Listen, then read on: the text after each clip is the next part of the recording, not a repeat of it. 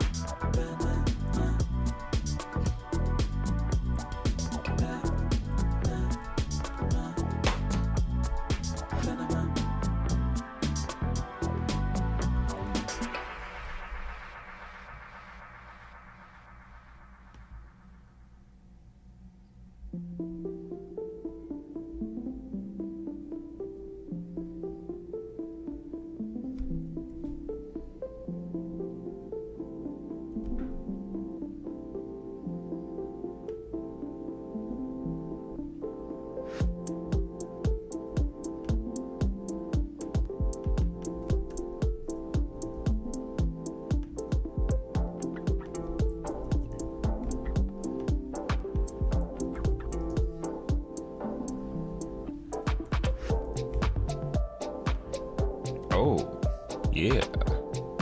Oh, let me setting up the titles. You know how it be.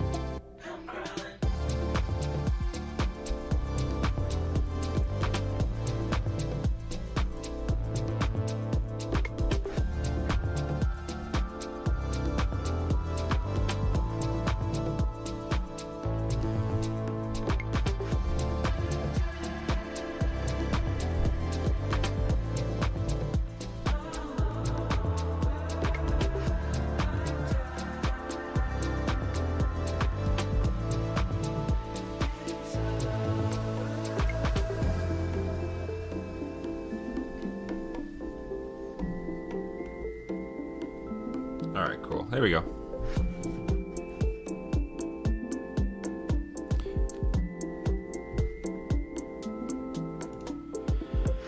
All right. Fam. How are we doing today? Y'all feeling good? I'm feeling good. It's Monday. I got my coffee. Boom, right here for you. Look, let me oh wow, I gotta change the polar pattern. There you go. You always want your polar pattern on cardioid. It looks like a heart shape. Yeah, big keys for when you're streaming. Why am I holding like this? Well, because I'm a giant idiot. But guys, welcome to the stream. We're gonna be enjoying some art history, art videos. Overall good time. I've got a fun stream planned for us today. Some controversial pieces, some non-controversial pieces. But overall, I think we're gonna have a good time. It's morning time. It's snowy out. So I say we go a little slow, relax, enjoy ourselves. I got some videos that we can watch that are gonna be hilarious. We're gonna make some comments. Maybe clip that shit out. So give me a hi YouTube in the chat. Anyways, guys, welcome to my apartment. It's kind of weird. It's like letting people in my apartment. So let's begin. I gotta make sure it sounds good. Everything sounds nice for you guys. Let me listen real quick. I'll just play this video and we'll just figure it out. Oof, wasn't that vibey? That was so vibey. All right, I'm gonna use this video as like a test dummy, make sure everything sounds good.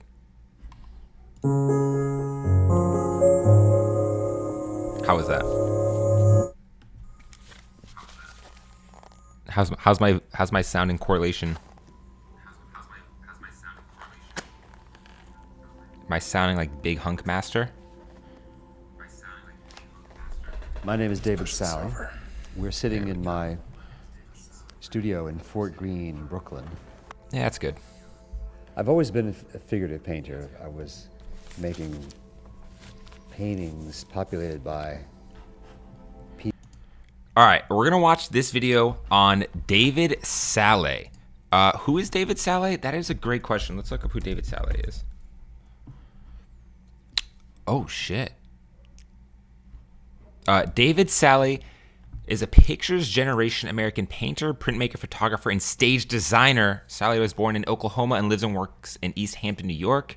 He's got some credentials, and he's probably a big deal. He's 68 now. Wow, holy shit. Let's look at his website real quick. Let's look at his photography, because that's what I care. Oh, no, we ain't looking at his photography. That's going to get me in trouble. We ain't looking at that. Sally, your things don't work. Why ain't your buttons working here? Do you not paint anymore?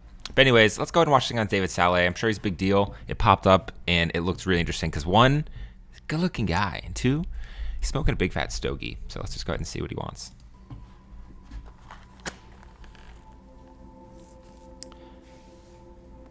God, what a flex. You know he's My name is paint. David Sally. We're sitting in my studio in Fort Greene, Brooklyn. No big deal. It's Brooklyn studio. I've always been a figurative painter. I was making paintings populated by people in interior spaces when I was a kid. And in a way, I've been making the same painting ever since. Yo, I just want everyone to know that I found this mug. I found this mug on the sidewalk. I was 14. When I was younger, I was hungry for a kind of dialogue that centered around intention and meaning and interpretation, things like that. Talk now that I shit. find as I'm older, I'm just interested in the kind of first level reaction. Yes, no, good, not good, finished, unfinished. I always start with the... Guys, the name of this video is Good Painting Has Immediate Impact. And I think we could also extend that to like photography, visual arts, any kind of art really. It should have good immediate impact. You know, kind of like unlike modern art or contemporary art where you look at it and it has literally zero impact and you're told about the impact. Like when you look at a modern art museum, it's just like a bunch of paint splotches. You're just not inspired. You don't get it. I don't get it half the time, but someone out there gets it and they pay millions of dollars.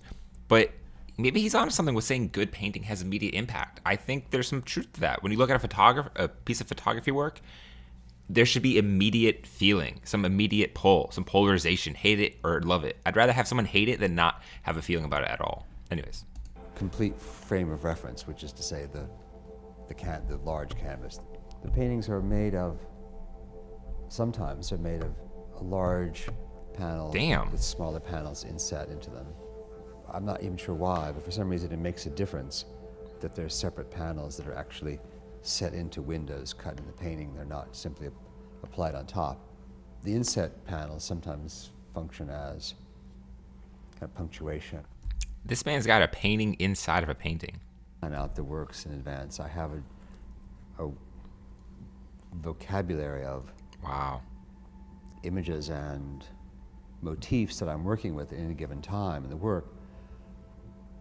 And I know that I want to bring those things into some kind of alignment. Did they really just show us a light bulb for like 5 seconds? It's going to be. Don't you just trust anything this guy says? Like, don't you just look at this guy and think that he's just right? The way he smokes that stogie, he just looks so distinguished, like an old art dude. Look at that window light. Oh, that'd be such a good studio. I'm pairing the word or the phrase with a figurative element, a very strongly painted figurative element. What did it say? And another element, which is, in this case, a silk screen made from a photograph I took. In this context, and I think of it as... Yo, time out. We got to go back. Guys, so I am right now in the middle of trying to make some t-shirt designs. And this is kind of a vibe right here, isn't it? Oh, is it snowing again? Holy shit, guys, it's snowing again. Looks like I'm not dropping off any film today. But no, I need to write this down. Guys, I am a huge note taker. Always have a notebook for inspo. And I want to write... Actually, I'm just going to screenshot this. I love this inspo. Like, imagine a photography image with text on it. That'd be a cool sort of mix-up for a shirt design.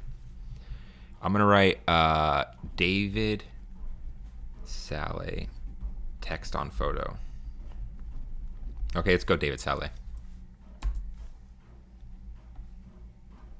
Another element, which is, in this case, a silk screen made from a photograph I took. In this context, and I think of it as joining abstraction, figuration, and language, those three elements. I'm interested in seeing the body in space. Dude, that looks so crazy. This man literally has a painting inlaid on a painting. Like what this guy's doing is kind of insane. He literally has this giant painting. He's got paintings inside of it, but he painted an original painting, then messed with it with these weird sort of body splotches. It looks like he put his body in paint. Doesn't it look like it? Look, like that's like someone's back right there, right? A little dress thing right here. Some butt cheeks, like these little butt cheeks right here. In a way that we don't normally encounter it. I'm interested in the effects of gravity, and so you see these poses of the model turning and twisting and sort of pulling herself up or down. And I don't even know what these people are doing. They're just doing some funny gestures, which I thought was kind of an interesting starting point. It was carefully choreographed. We had to lift these people up and set them down in precisely the right place on the canvas. What? And then, because they couldn't get up because they're covered with paint, we had to then pick them up again and set them down on the floor. Next level TikTok so it was trends. really kind of a hilarious parade of people coming. This dude was literally taking people. Like, did he have like a crane and he put paint on them and he splotched them down on the painting and he lifted them back up. I wanted to see that BTS. In and out of the shower and being painted and being printed. I think that this, why does this painting work, or rather, why do I think it works, rather, is to create a path for your eye to take through the painting. And in this painting, it's, your eye keeps circulating around in kind of figure eight, and then back again, and then into deeper space, and then back to the surface of the canvas. That painting right there seems so childlike. I think a good painting is something which has immediate impact, and at the same time is something which rewards a longer prolonged viewing time. And the longer you look at it, the more interesting it becomes. But it can also always go back to that starting point of just great immediacy, and that's something that's very satisfying. His paintings, you really got to look at him for more than 5 seconds. That's like, if you can get someone to look at your art for more than, I think the average is 3 to 5 seconds, then you've won. But anyways, I want to show you guys something cool. I want to show you guys, guys. Hold up. Look at. Wait, what? I want my. Ooh. That feels loud as hell though.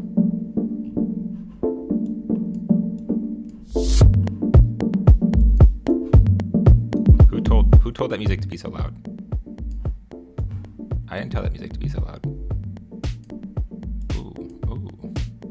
All right, guys, check this out. Check this out. Let's go. 15 richest painters in the world. Walkie slush. Oh no, whoops. Artist. How about you just go back to the fucking beginning? Fam, you might have wondered to yourself in the past, maybe now, maybe in the future you'll wonder exactly how much money do artists make, right? Like your artist friend, they might be broke. Me, it's debatable. But the top tier artists, the guys at the MoMA, the art museums that you go to, how much are these guys caking up? You know, the guys with the auctions and the hammer and gavel. God, that music's loud. Let me turn this shit fucking down. There we go.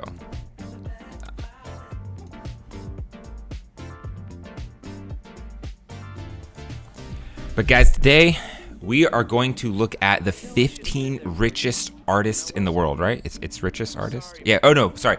15 richest painters in the world. We're gonna see how much money they have. We're gonna check the pockets and see how ridiculous this art world shit gets, because I have a feeling that we're all gonna be very, very surprised with how much some of these dudes are raking in. I mean, I'm talking like can't even keep art on the shelves, just with a rake, just. I mean, what, last video we saw something where this guy, he can't even keep a painting in his studio. As soon as he was literally finishing it before, as it was getting sold and going out the door. So I think today, let's see how much these mofos are making. Walkie slush. We can all joke that the best waiters went to art school, but it isn't actually true that That's facts. all artists die penniless and alone. We've curated a list of 15 living artists that have banked some impressive balances. Yeah, there's only millions of artists in the world, but we found 15 that make way more than your mama. So let's delve into the world of high rollers of art. Welcome to alux.com, the place where future billionaires come to get inspired. If you're not subscribed yet, Yo, don't listen to them. Just come to my stream. Get inspired here. Julie Maritou, undisclosed. In 2020, Times named Julie Maritou as one of the most influential people of the year. Born in Addis Ababa to teach her parents, she fled civil unrest to live and be educated in the USA. Her large-scale works look like futuristic architectural plans, and there's a waiting list a few years long to get a hold of one. When they do come up for auction, they easily... Undisclosed amount of guap. How much would you pay for this giant piece? The first thing about art is, like, the bigger it is, the more expensive it is. It's like an A-B correlation. I don't know what it is, but if it's big, they will come. Sell well over their estimated value. In 2013, Christie's New York sold her painting Retapistics, a renegade excavation, for $1 million at auction. Guys, this is number 15, and she's already selling shit for $1 million. They can't even tell us how much she's making. It's undisclosed, but $1 million for one giant painting. A further 15 of her pieces have sold for over $1 million, making her some solid bank. Yeah, I'd say that's solid bank. This is only 15. This is gonna get ridiculous. I'm sorry, this is gonna get ridiculous. All you artists out there, it's gonna make you feel real bad about yourself. Number 14, Georg Baselitz, $20 million. One fact most people know about German artist Georg Baselitz is that in 1969, he started painting upside down. He did this as an attempt to look past the content-driven character of his younger work and rather focus on the art of painting. He created... Yo, this man started painting upside down? That's some five-head stuff right there. What? Did he suspend his feet? Like, how do you paint upside down? Like, I want to see this. His distinct look from influences from African sculpture, manner... All right, we got to look this shit up. George with no E. George Baselitz. Upside down. I want to see him painting upside down. Look at all these upside down works. This is crazy. Look at this. Look at this. Oh, wait. I don't know why it's looking all small over there. Oh, shit. Hold on. I want to find George Baselitz upside down. I want to see him painting upside down. I want to see what that looks like. We got to find it. Dude, if your estimated net worth is $20 million, there has to be a photo of you painting upside down. He can't just be fronting like this and then not let me see it. Damn, I guess he never shows us. He never shows us. This dude is never going to show us what it looks like to paint upside down. What a fake. I don't believe this guy anymore. I don't believe him. How are you going to claim you paint I mean, all these paintings are upside down, but does that mean he painted them upside down or he was upside down when he painted? I feel like I'm being lied to. Modernist period style and the Soviet era illustrations. What is most impressive is his massive body of work he created over 50 years of continual painting and creating. Yeah, In 50 fucking 2013, Boselitz was quoted as saying, "Women don't paint very well. It's a fact. There are, of course, exceptions."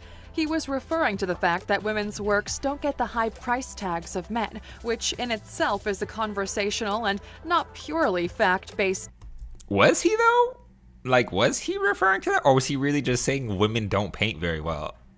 Statement. I mean, I'm just saying. Is there fact to that?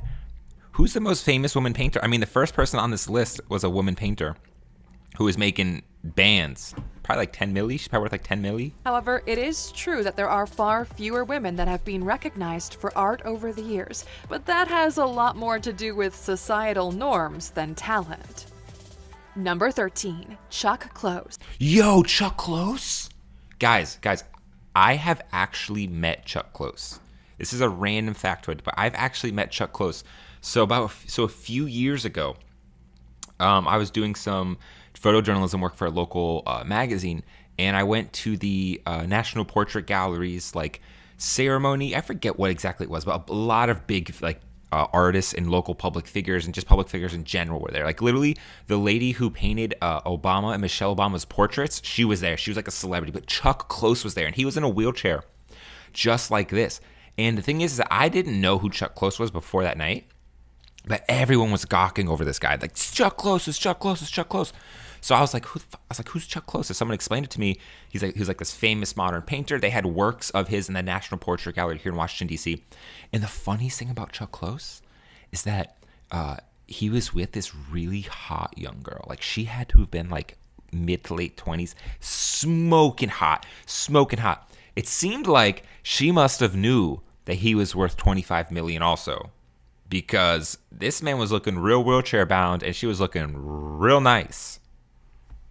Maybe she's playing the waiting game. I don't know. Estimated Oh, could you imagine seeing his balls though? Ugh.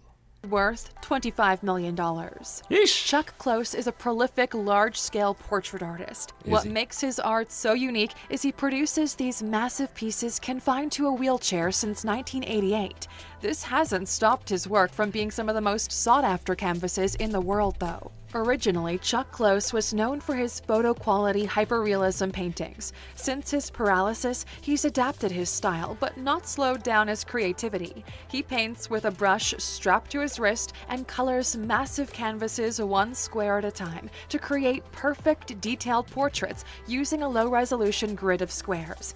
Wow. In 2011, Close and other artists sued the New York Christie's and Sotheby's auction houses for systemic royalties fraud. A ballsy move, which might force him to start selling on Etsy one of these days.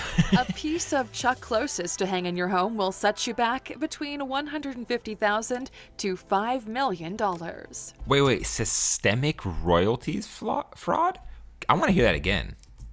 Selling on Etsy one of these days from a resolution grid of squares. In 2011, Close and other artists sued the New York Christie's and Sotheby's auction houses for systemic royalties fraud. Whoa, we gotta look this up. I'm sorry, we gotta look this up. Chuck Close sues Christie's. Whoa, Chuck Close, other sue Christie's and Sotheby's. Guys, that's essentially like Chuck Close and other artists suing Christie's and Sotheby's. These are art auction houses, like the people that you see who go 15 million. That's Sotheby's and Christie's. That's the equivalent of like Jesus' apostles suing Jesus. I gotta see this. A group of artists, including Chuck Close and Laddie John Dill, have been joined by the estate Robert Graham in filing 2 class action lawsuits against Christie's and Sotheby's for violating the 1977 Resale Royalty Act. It says under the California resale royalty law, which is similar to the droit de suite law in EU, any person selling artwork by an artist who is either alive or has been deceased for fewer than 20 years must give the artist or artist's estate 5% of the sales proceeds.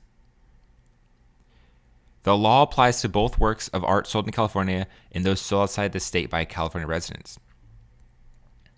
According to the Los Angeles Times, the lawsuit alleged that Christie's New York and Sotheby's New York routinely violate the law by purposefully concealing the identities and residencies of sellers who live in California, thereby getting around paying the 5% royalty due as agents for the sellers.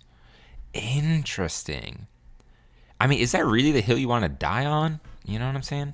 A ballsy move, which might force him to start selling on Etsy one of these days. That's so messed up. A piece of Chuck Closest to hang in your home will set you back between $150,000 to $5 million. Yikes. Number 12, David Hockney. Net worth $40 million. Yeesh. Since his entry into the pop art movement of the 1960s, David Hockney has been an incredible contributor and influential British artist. They've got like one photo of him. Don't just lie on canvas. He's also a successful stage designer, draftsman, and photographer. He'll be 84 in 2021, but is still enjoying the spoils of his great career. In November 2018, his work, Portrait of an Artist, sold at auction for $90 million. Look at that. Would you pay $90 million though? Would you pay $90 million for this though? This is the most expensive artwork by a living artist ever sold at auction. The previous record was held by Jeff. Whoa, time out. Artist, sold at auction for $90 million.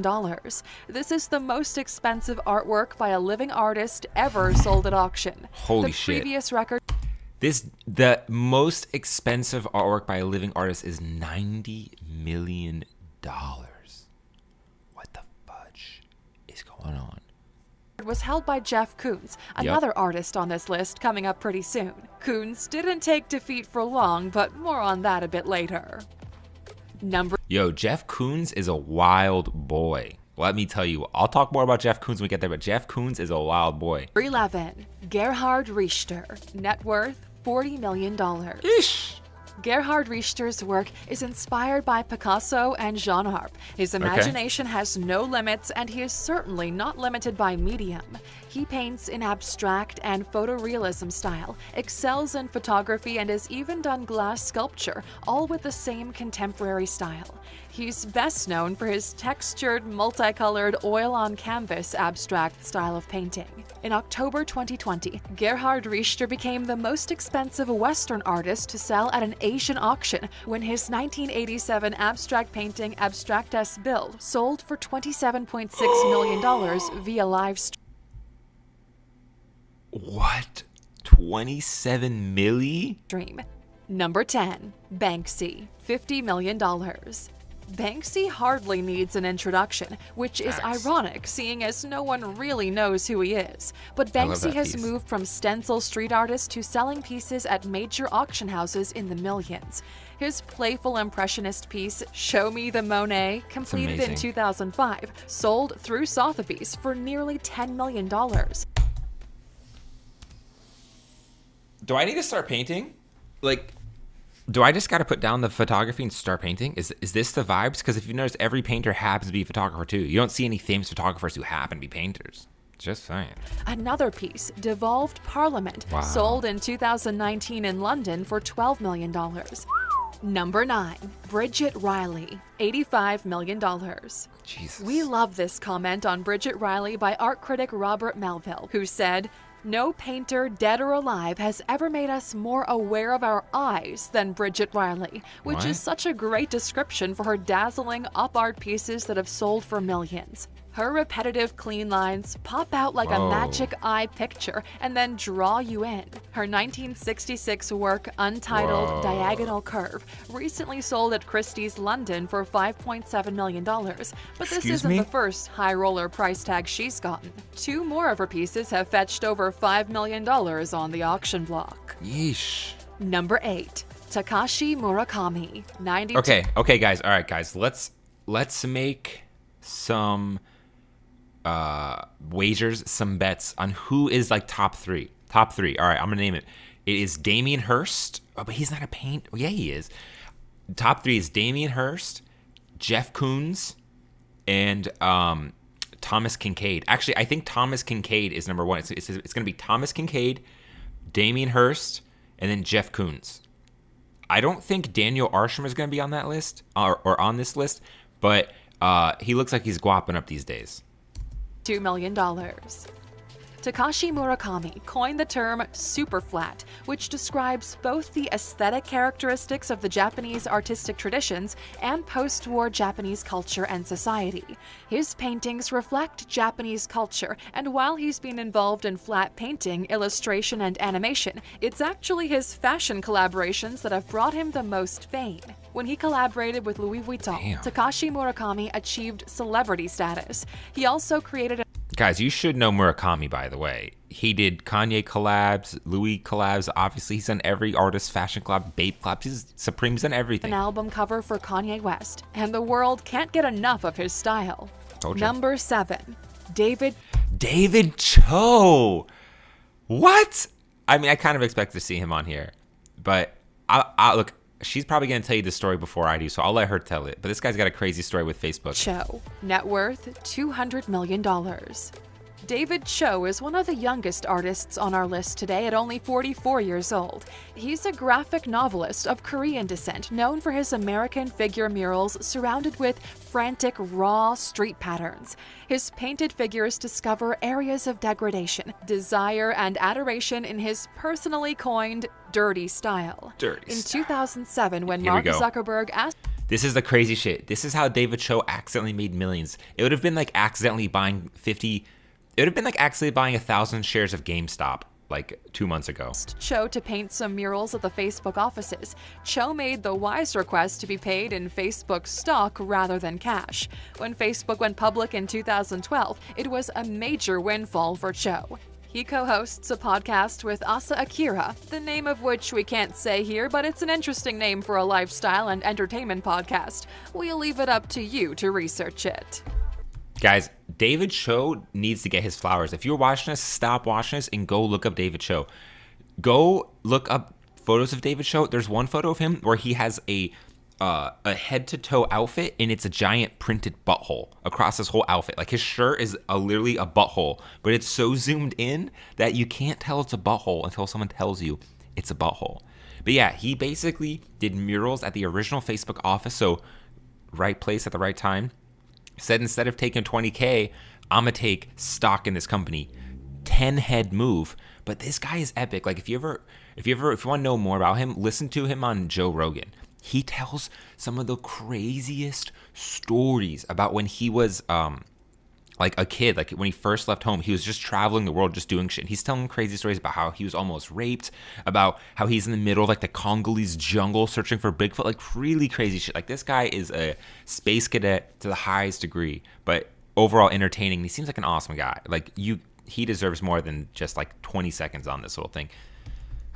Number Cool guy. 6, Jasper Johns. Notable to point out, it's the first Asian person on this list. We've seen all white dudes, one mixed girl who was the 15th, and David Cho. Estimated He's repping.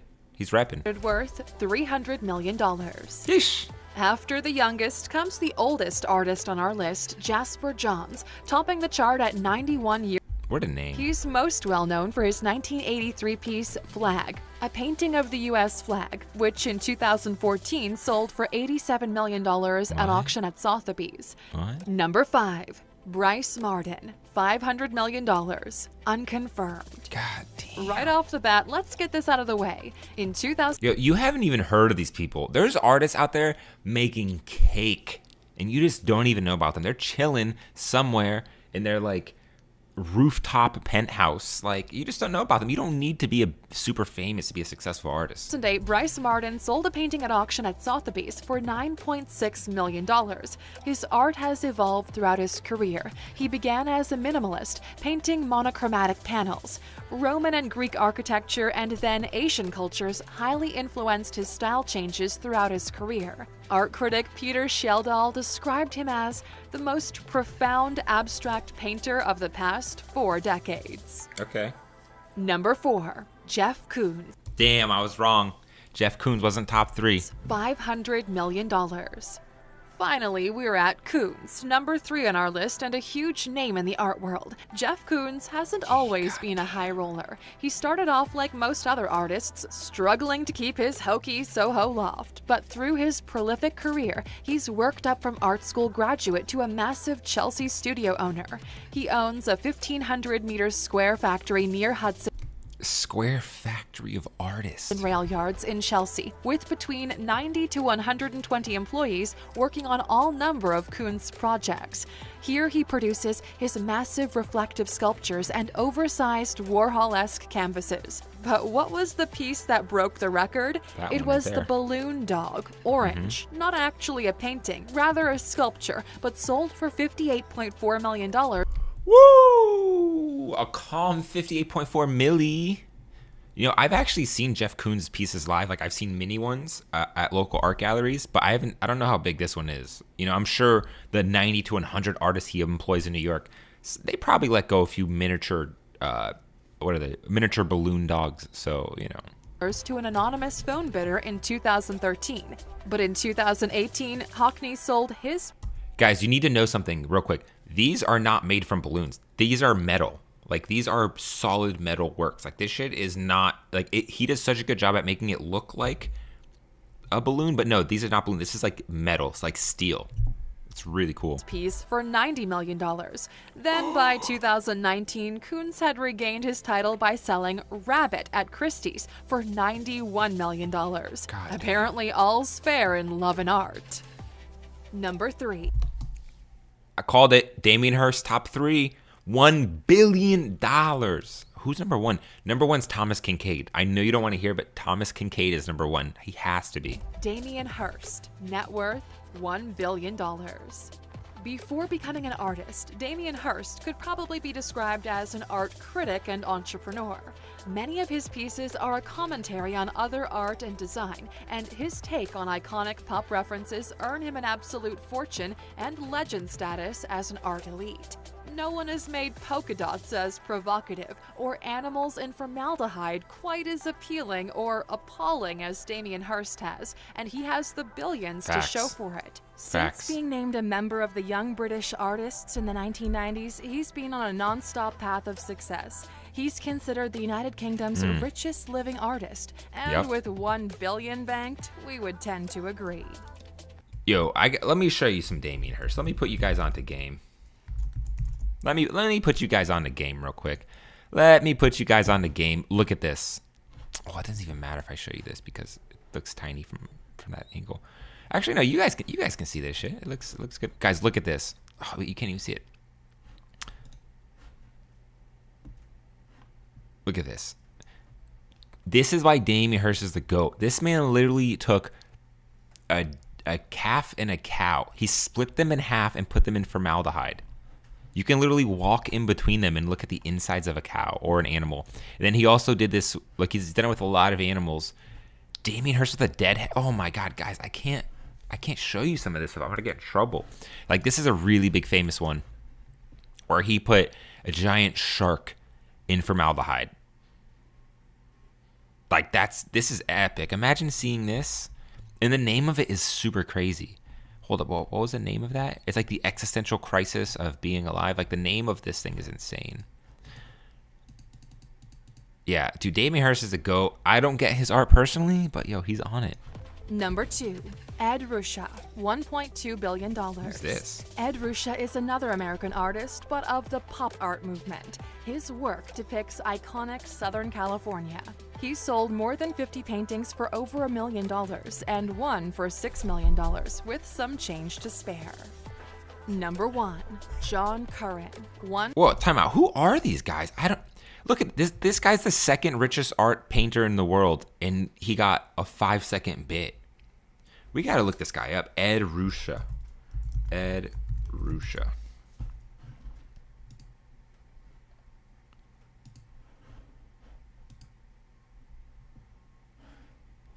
Ed Ruscha. Honey, I twisted through more damn traffic to get here. Oh. Pay nothing until April.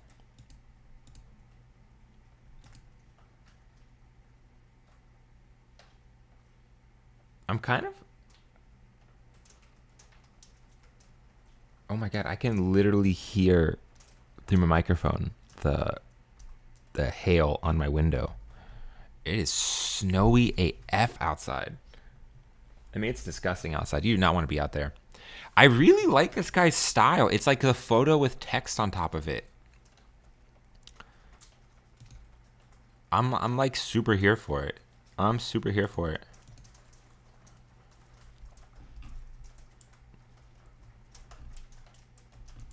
Can you guys hear it too? You hear the hail coming down?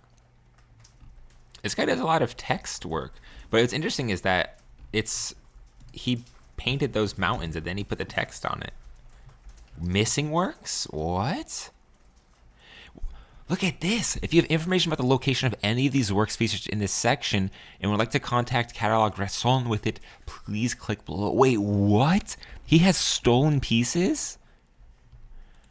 Guys, we need to find these pieces. He's got list of stolen pieces.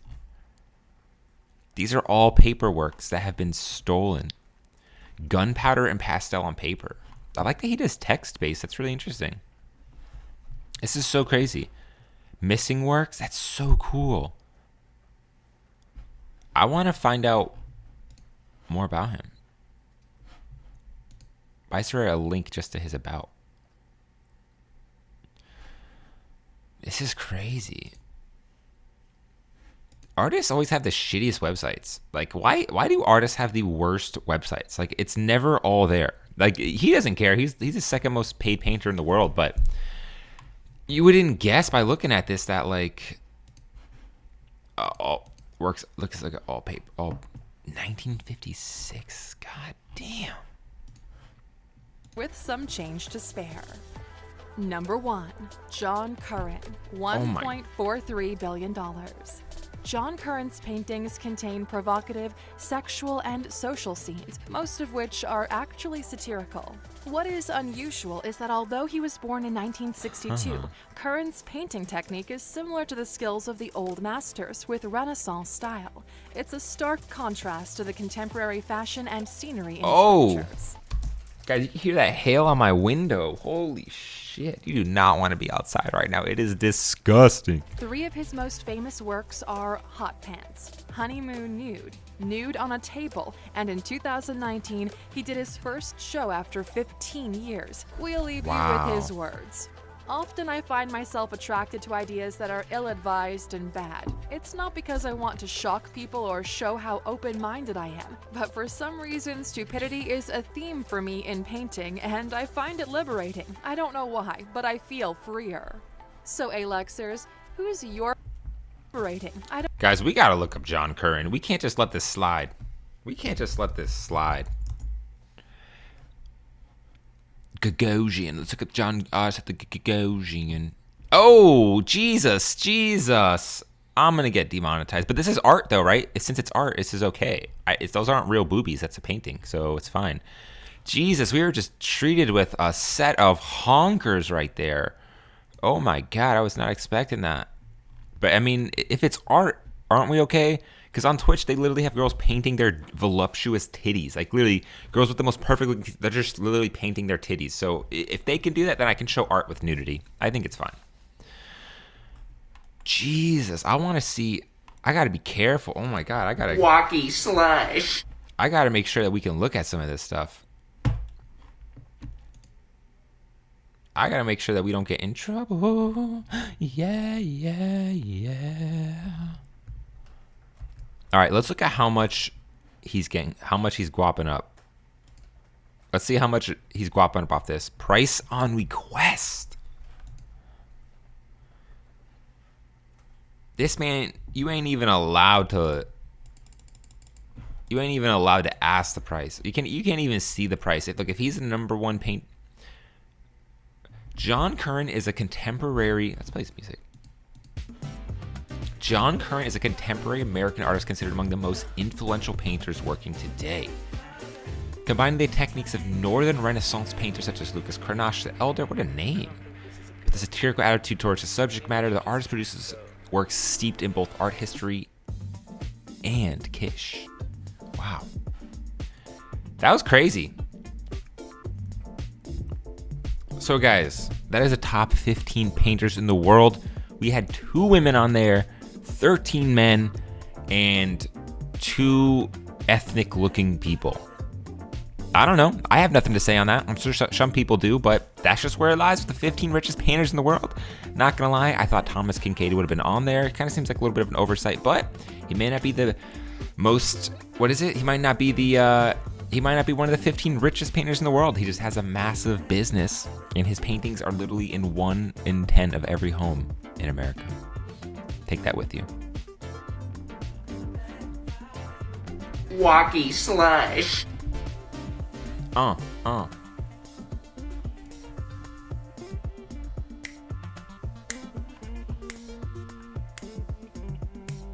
right, this was something I wanted to look at.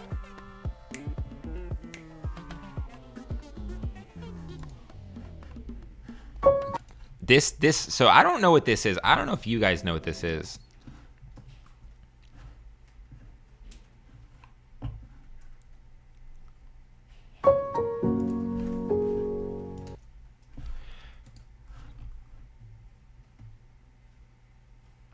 All right, guys, so camera technology is insane. It's gotten so insane to the point where sometimes I don't even know what this stuff does.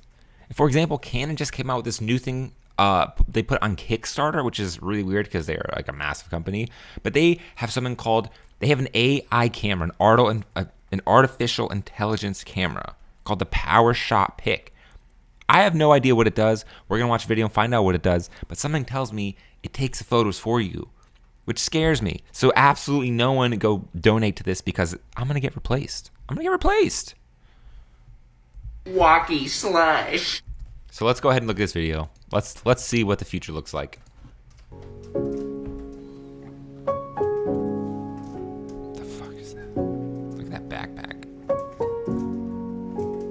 Wait, what? Wait, what?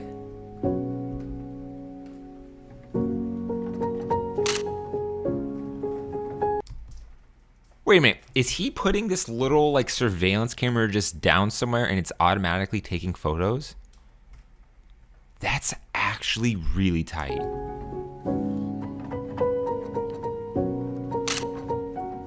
Wait, what?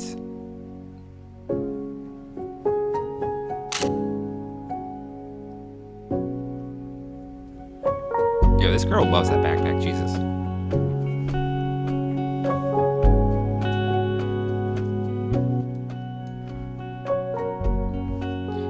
I want to see how this thing works. パワーショットピックはですね、今まで弊社が保有している光学技術でしたり、映像処理の技術、こういったハードとソフトウェアの力を掛け合わせてですね。Can we get a moment for that little camera lens tube he had right there? 出していきたいということで開発しております。ピックは人物を特定できて、動きを検出することができます。人物が動いても自動で追いかけることができて、またその場にいる人を認識してちゃんと写真に収まるように自動で画角を調整して撮影をしてくれます。It follows you as you walk and it takes your picture based on what it thinks is the best picture. What? I want to see this thing in action. Yeah, it looks like he's taking photos. It doesn't look like... 普段自分が見ている自然で躍動感があって感情豊かないいなと思う瞬間の写真を捉えられてないなというふうにずっと感じていました。キラキラ輝いたその表情を、自然な様子を残したいと思い、このカメラの開発をスタートしています。被写体となる人の自然な表情を撮影するために親しみやすいようなデザインにする必要。This sounds very useful for porno. しすぎてしまうとデバイスとしての信頼感っていうのが見えにくく。This guy's hair is just like the main character in an anime. 誠実な機能美っていうものと丸みを帯びた柔らかい表現、可愛らしい表現っていうもののバランスを取るようにデザインしています。で、ある種の生き物のような佇まいにすることによってカメラに。I feel like these guys can't believe they're getting paid for this. So let's see what this does. Let's look at the crowdfunding page, right? Shall we? Let's see how much one of these bad boys. They're actually going to drop this thing. All right, so let's look at this. It says it surpassed the goal by 6,000%. Holy crap, people want this thing. Reports indicate that the PowerShock Pick would campaign launch on the Japanese crowdfunding site Maikuake. The camera is able to... Well, check this out. The camera is able to survey a scene, find someone's face, and track them for changes. It will automatically determine when the ideal moment to take a photo occurs and capture the photo. Interesting. The company argues that letting AI handle photography has a couple of advantages. For example, in addition to freeing up a parent who would normally be responsible for taking photos, the nature of the camera is to be small and forgotten, which leads to more real photos instead of posed ones. Oh, I like that. This mimics the advantage of hiring a photographer to document a day, but brings the advantage to any situation. Whoa. This is actually hella tight. Imagine like you're just going throughout your day, and instead of setting up your cell phone or anything, you just put this thing down and you just hang out and it just takes photos. It's kind of cool, kind of creepy. The PowerShot Pick will capture natural, emotional, facial expressions as a member of your family, the camera designer writes. What the heck? Wait, so these are some of the photos. Oh, we can't look at it. The artificial intelligence of the camera is supposedly programmed for 3 specific tasks. Okay. Find, understand, and shoot. It first has the ability to automatically search for subject, followed by the AI ability to authenticate a face. And finally, wait for the ideal time to take a photo. Okay. This is kind of crazy. So this is how it locates it. It's got face detection, which we all know cameras have, which is dual pixel face detection. Like imagine just look like you're hanging out with your homies right here. You're hanging out with the homies. You just set this thing down somewhere and it just takes photos. You don't got to worry about it. And you have memories. This is actually 5-head. Based on Canon's unique know-how, we need to get a... Would you not eat my pants? Wait, no, hold on. God damn, Tang. I ain't never heard no shit like this. I know, that's amazing. I ain't never heard no shit like this. This is so crazy. It says, even if the number of people increases, the face will be recognized immediately and the PowerShot Pick will automatically adjust the angle of view. In addition, the camera will voluntarily determine the shooting content. Wow. Such as switching to a short movie for moving scenes. Since it also has a built-in image stabilization mechanism, the video is very smooth. Holy shit. Okay, we need to look at... Guys, we got to look at the tech specs on this thing. I want some music. Well, maybe not. But let's put some tunes on. It says the camera sensor is a 12 megapixel CMOS behind a 19 to 57 millimeter variable aperture zoom, wide open at 2.8. That's really good. Can I make this quieter? How about that? Oh, I can't.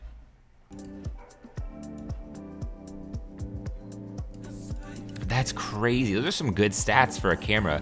The 2.8 f-stop is really nice.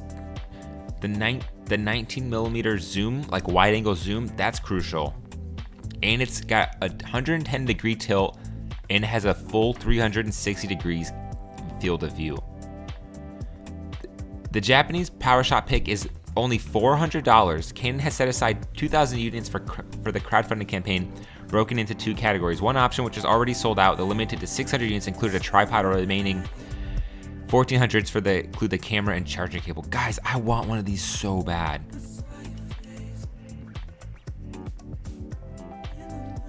Canon has publicly stated that while it plans to wind down its production of traditional fixed lens cameras and focus on interchangeable lens camera development, the company also says that it plans to double down its concept cameras and make devices that can live side by side with cell phones.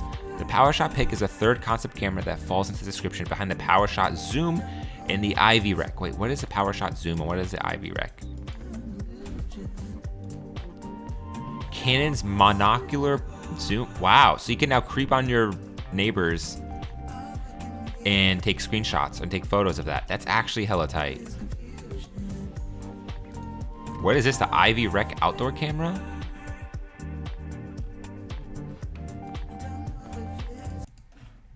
I want to see this. Guys, I've never heard of these experimental cameras. This is crazy.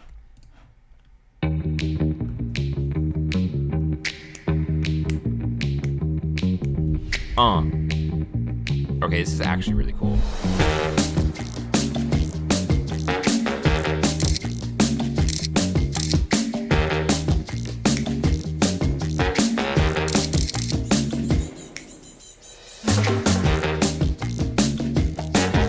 this next level?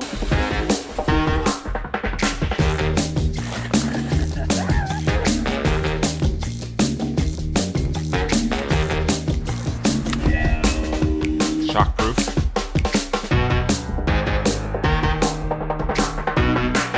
It don't got a flash though. There's no flash on it. Why wouldn't you just use your cell phone?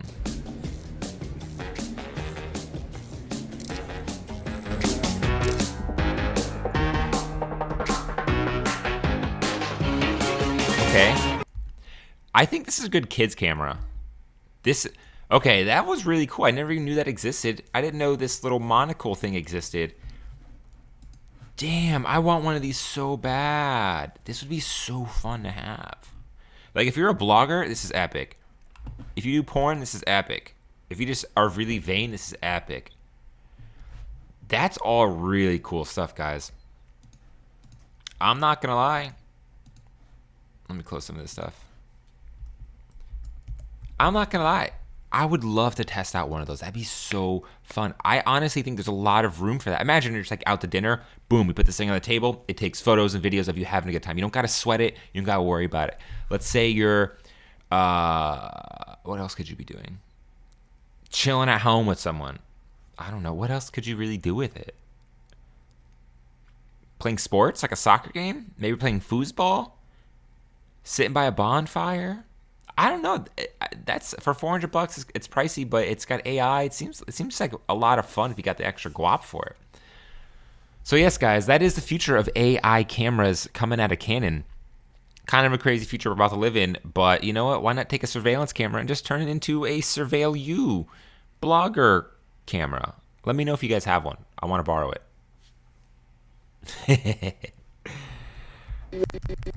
Walkie slash. God damn, Tang. I ain't never heard no shit like this. That's amazing. All right, let's get back into it, guys. Let's see what's popping. Let's see what other stuff I got booked for you guys. Oh, shit. Guys, do we really want to cover beef? How bad do we want to cover beef on this channel?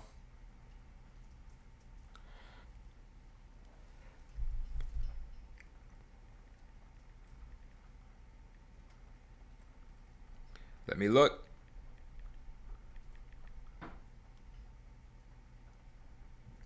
Guys, I have been working on t-shirt designs, and I don't know. I want to come up. Okay, guys, I want to come up with my own. I want to come up with my own line of shirts using my photography, my works, things I've done. But to be honest, I'm a bad designer, so I'm working with this kid right now to try and get some designs done. However, I don't know how much I like them. I don't know how much I like them. I don't know how much I like them. It's very confusing as far as what I like, but he said he just sent us back some samples, so let's go ahead and take a look at what he has to offer.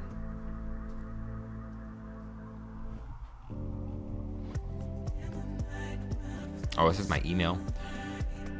Okay, let me go ahead and pull this up.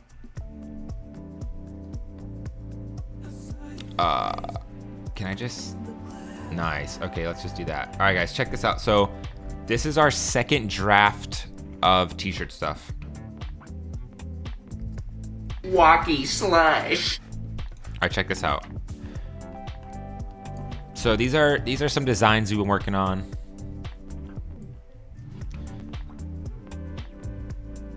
I don't do drugs. I am drugs. I don't know how to feel about this. I like this like effect with the texture and the lips. That looks really cool. This looks really cool, but I don't know if I like the execution of it. Look at this. This is tight. Yo, that color scheme is sick, but I don't know how I feel about the red on orange. Doesn't that look kind of sick?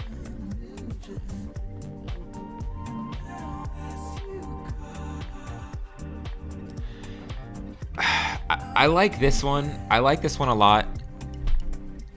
But I don't know how I feel about this.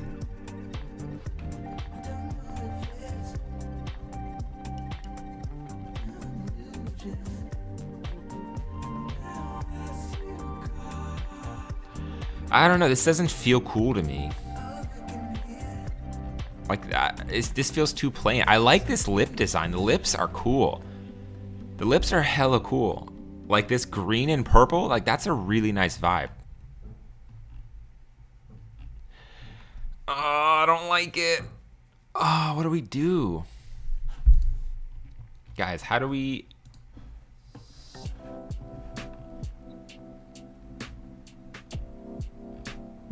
You know, let's look up Rolling Stones shirts. Wait, hold up. Let's use this one, sorry. Maybe we could find some Rolling Stones designs.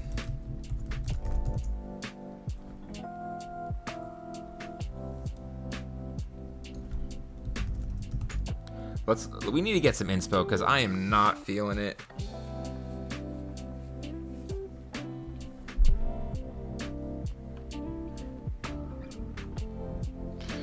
I'm just not feeling these designs. I like this one a lot. Guys, we gotta come up with some designs. Guys, that's it. We're changing the stream right now. We are coming up with... Guys, we are gonna create some merchandise because I am not happy with this shit. I could do this. Why am I paying this guy this money to do this stuff? I could easily do this stuff. I could take an hour right now and probably come up with some cooler merch. This is the only good design, and this was completely my idea that I could have done. We need to get some better inspo. I mean, I'm just gonna finish out this contract with this guy and give him the rest of his money just to end on good terms. But I mean, this design, I guess I'd rock, I'd wear. I don't like the colors don't really seem. The color cohesion seems kind of weird to me. But I don't like this. I don't like this at all. I think maybe what we do is... I don't like this at all. The idea was to have a quote. The idea was to have a quote and maybe to use this thing. I don't know. I don't know.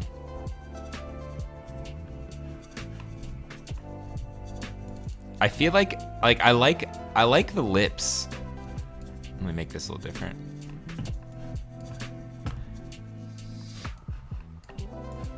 Like I like here. You know, we gotta update this stream shit. Hold up, let me update this. Designing merch with my photos. Dude, I'm actually really hungry. We should. Yeah, we're gonna figure this shit out. We gotta give this designer some notes. I actually love these lips in the pills. Maybe we put this on the front.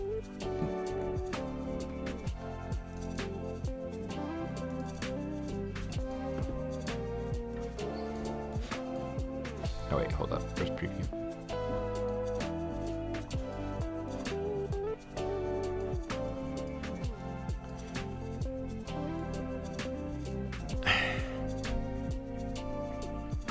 I don't know how I feel about this.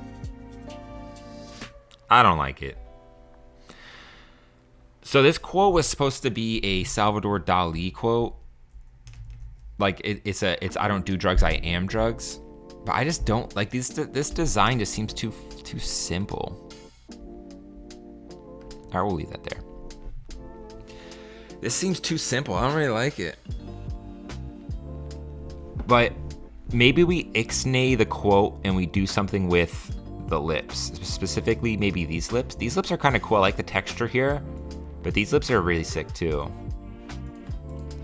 I mean, I think this shirt's done. I think that's tight. I think this is really cool. I say we clip it and ship it. I think this is fine. I'm just not sold on this. That being said, let's look up some Rolling. This kind of gives me some Rolling Stones vibes. So let's look up some Rolling Stones vibes. Let's see what Rolling Stones is doing. Let's look up like vintage Rolling Stones shirt.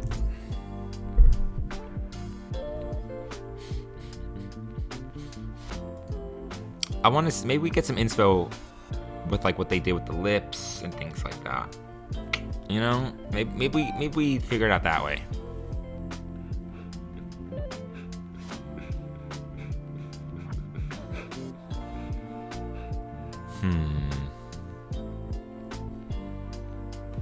Oh, that's kind of tight.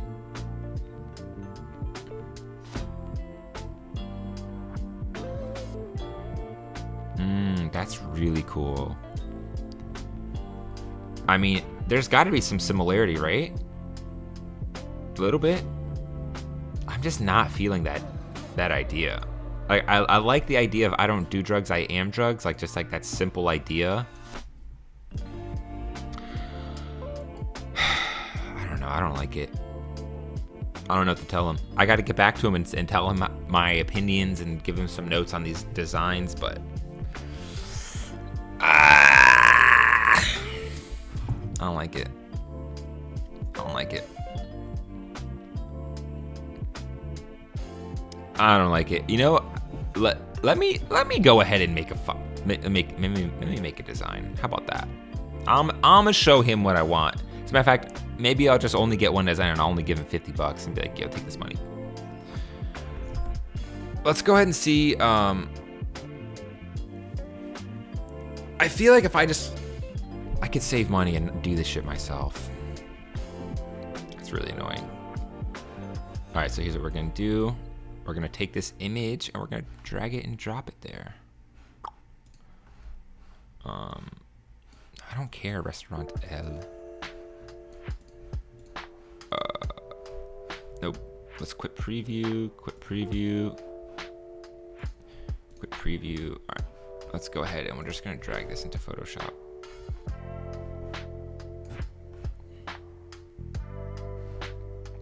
All right. Let's do this shit ourselves. You know what?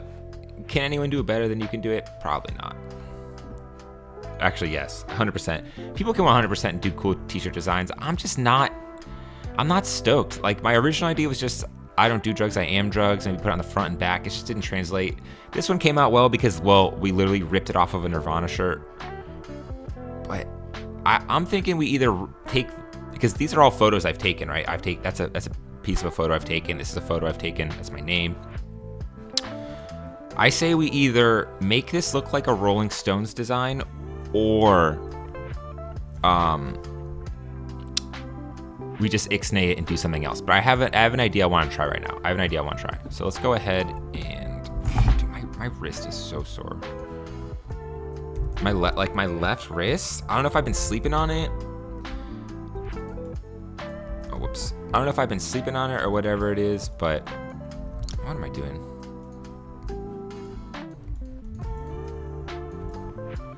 Oh, whoops. Let's go ahead and just get rid of this shit. All right, cool. All right, so I want to do this idea where we type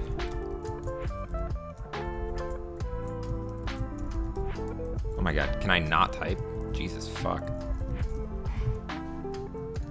All right, definitely not this font though. Definitely not this font. We need a better font. Let's get a better font. How would it look if the whole quote in the picture were on? How would it look if the whole quote in the picture were on one side? True. That's an idea. Whole quote and picture on one side. Oh, I like that. That could work. Wait, let me pull that shit up. But I want something that I would wear. I wouldn't wear this shirt. I don't know if I'd wear this shirt right now. I'm just gonna get off topic. Not off topic, but I'm gonna try something right now. So let's go ahead and just give this. We need like a big blocky font. That's a good idea. I'll talk to him about that, but we just want like a big blocky font right now.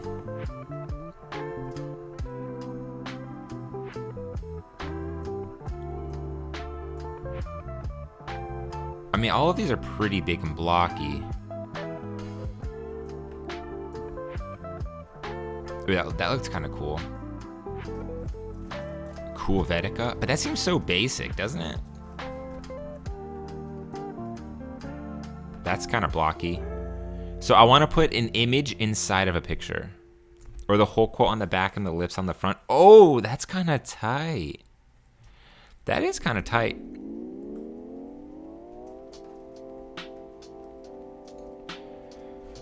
What is this? DIN condensed? Here, I just want to try this design real quick. Cool, let's do this. Let's try this. I want to make these. Here, let's stretch it out too.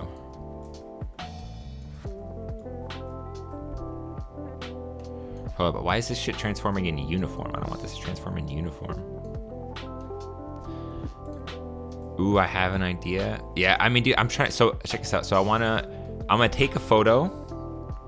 What if you did something in style of American football's debut album cover, but with your name and American football's? What's that? Who's American football?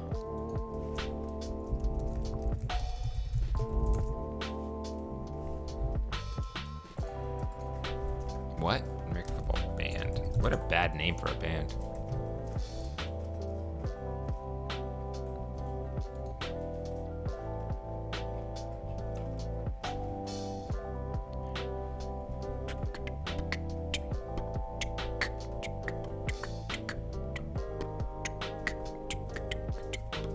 This?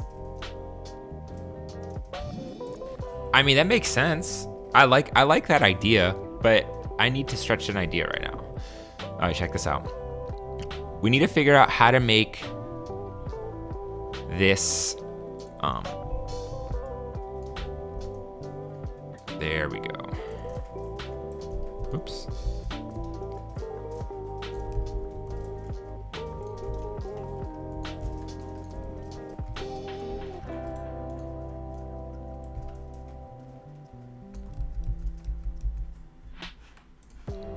I want to make this like more condensed.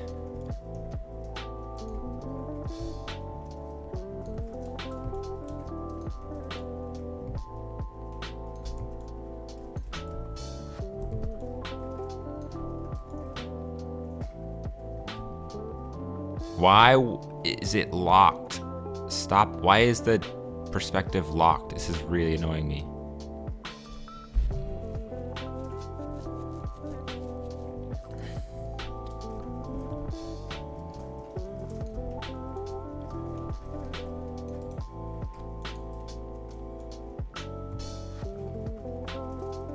Anyways, I gotta figure out a way to make the inside of the letters have nothing. So let's go maybe like, how do we do that? How do we make the inside layers have nothing? Actually, hold up. Maybe this is what we do. Maybe we let's go ahead and just make this black for now. Maybe we just convert this to a smart object. And then we're gonna select the insides, delete it. What? Okay, here, wait, let's do this. Boom. Layer via new copy. Okay. And then what if we inverted it? No, fuck. What if we gave it a mask? Oh, no. Now we select the letters and we give it a mask. Boom. But we invert that. Boom. Oh, wait. Hold up. We gotta give it. Hold up. We gotta give it a stroke at some point. It needs an outline. So we're gonna do that, and then we need to give it an outline. So let's just go ahead and do this. We're gonna do that. No. How do we give it an outline and a thing? Actually, no. Let's just do this. Where's my tunes?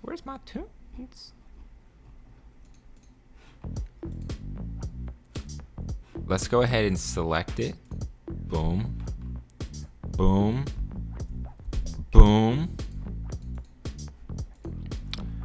Then we're gonna take an image. I'm gonna have to censor my screen right now. Walkie slush. Just so you guys don't see something I don't want you to see. Because if you saw that, it wouldn't be good.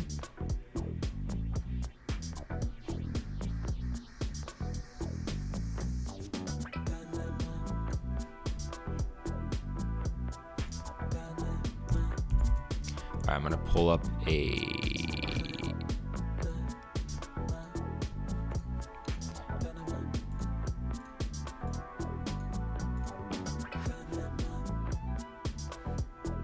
There we go. Okay.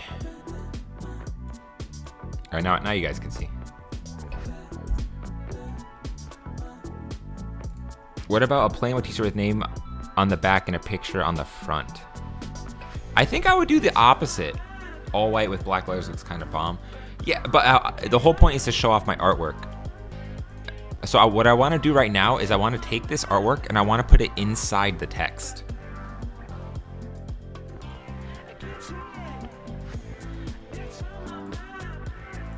I want to put it inside the text, like that. That's why I want big blocky letters. So I want to put it inside the text. What if I just did this? Oh shit, I did it!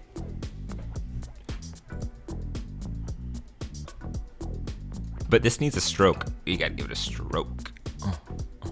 Oh God.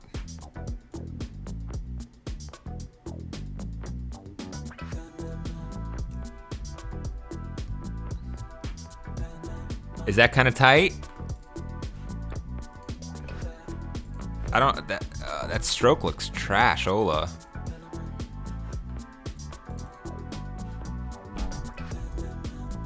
Why does that stroke look so trash?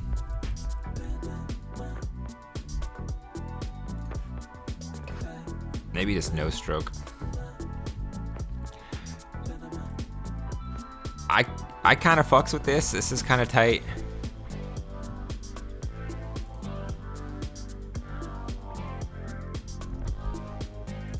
Okay, but now I know how to do it, right?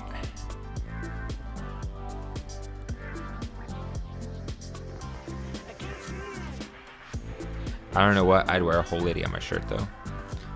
I mean, hey man, people, look, if there's one thing I've learned is that people love wearing sexy women on their shirt. It's the most douchebag thing you could do, but people actually like to do that.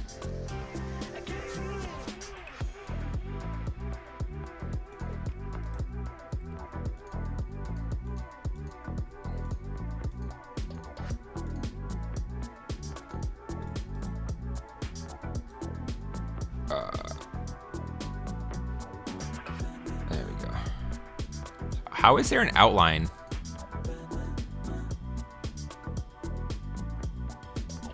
I don't like that outline right there.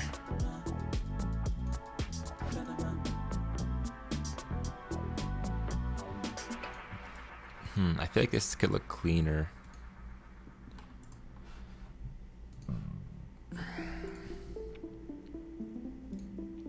How do we make it look transparent?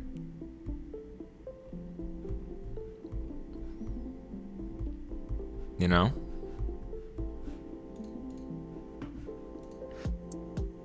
Oh fuck. What did I just do?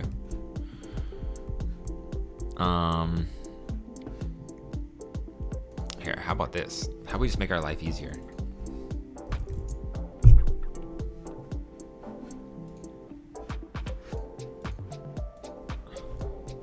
How to put an image inside text. There we go. Hi, welcome back to the PhotoshopTrainingChannel.com. I'm Jesus Ramirez. In this video, you're going to learn how to put an image inside of text in Photoshop. We will use this document that contains... To place an image inside of text in Photoshop, you can use a clipping mask, text layer, and press Ctrl-Alt-G on Windows. That's Command-Option-G on the Mac.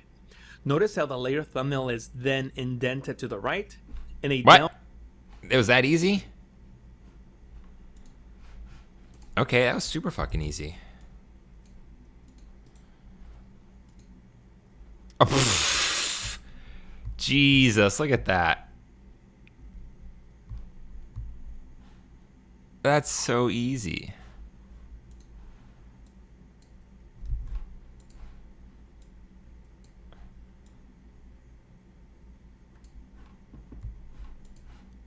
Okay, that's kind of tight. Oh, let's put this back there. Okay, that was easy.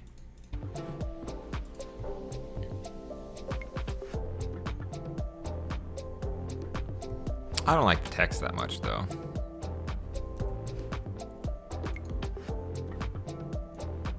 Gotta be honest.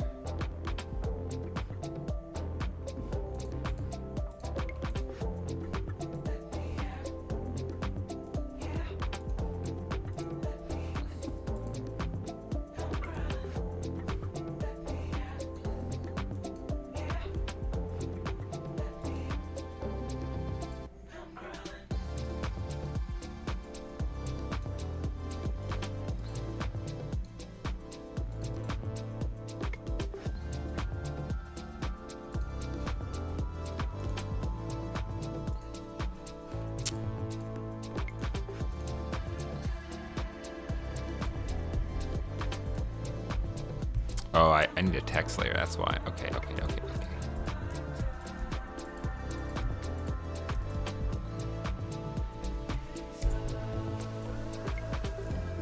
Let's just do a text layer, Bruce Allen.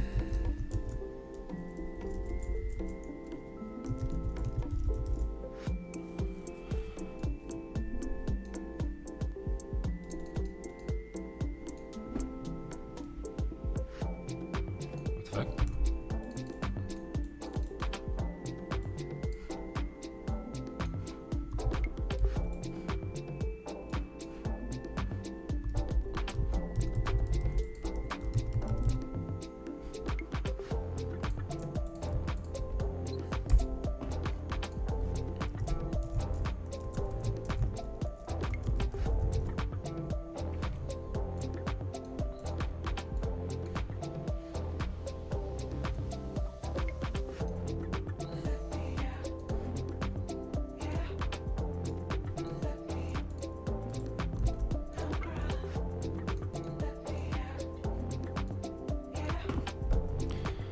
Okay.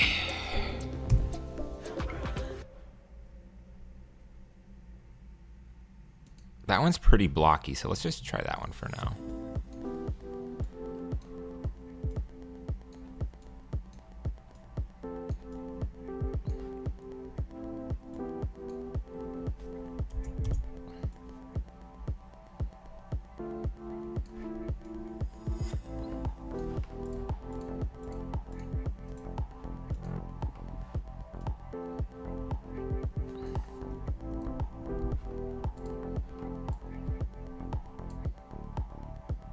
Ooh, look at that.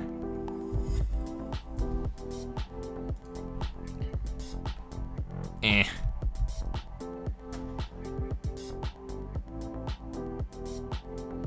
I like that right there.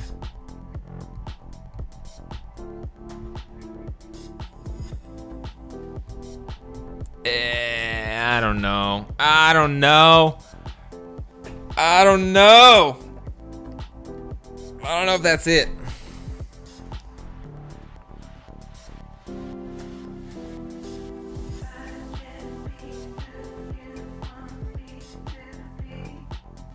Someone said, we should do this concept.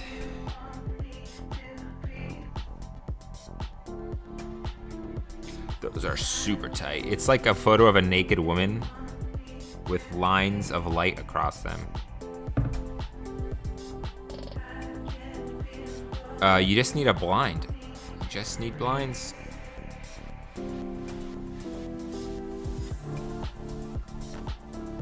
You just need blinds and being naked, baby.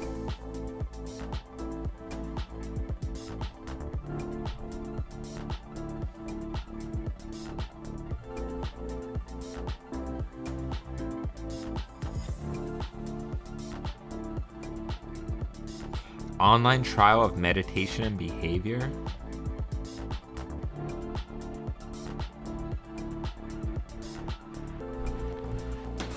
Yeah, I don't know.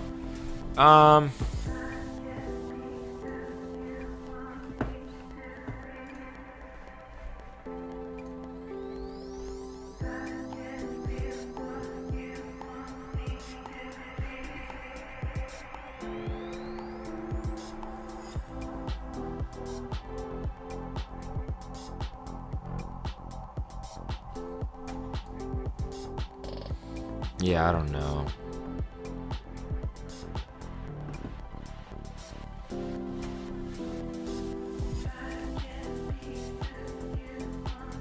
I don't know, guys. I feel like the Rolling Stones inspo is kind of the vibe.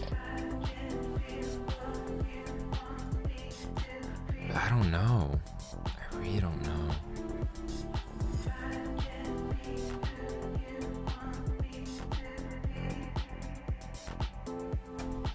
Oh, I got no idea.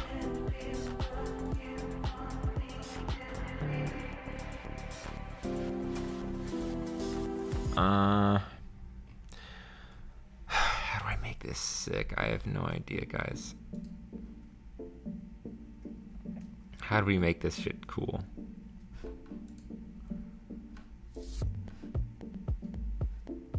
Wait, $2,000 for this shirt? Vintage 80s Nike Geisha tee. People want 2 stacks for that shit. Get out of my face.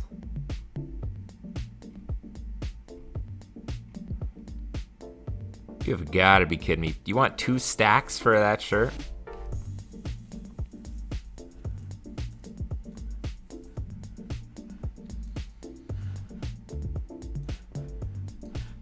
I don't know. I don't know how I feel about this design right here. It like looks cool. But yeah.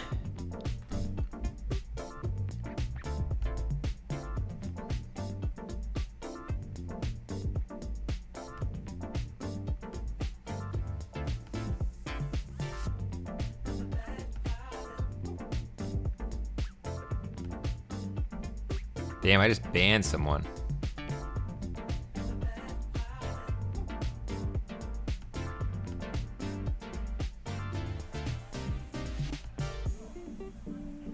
I know I should have been there for you, and I wasn't.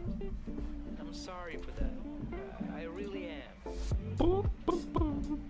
I was scared. I didn't know what to do. Who the fuck knows what to do? Do you? Harry Styles in a vintage Rolling Stones tee.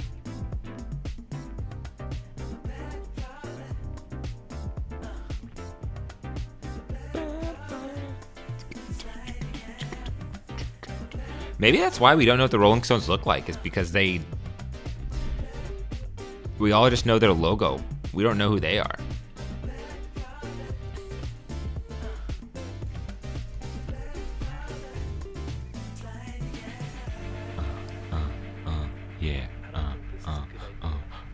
Dude, we gotta go to the camera store today.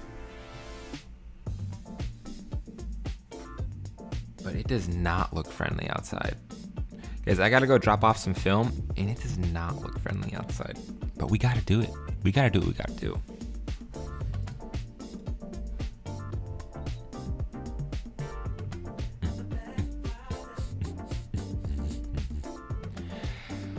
I don't know, guys. I am so bad with shirt designs.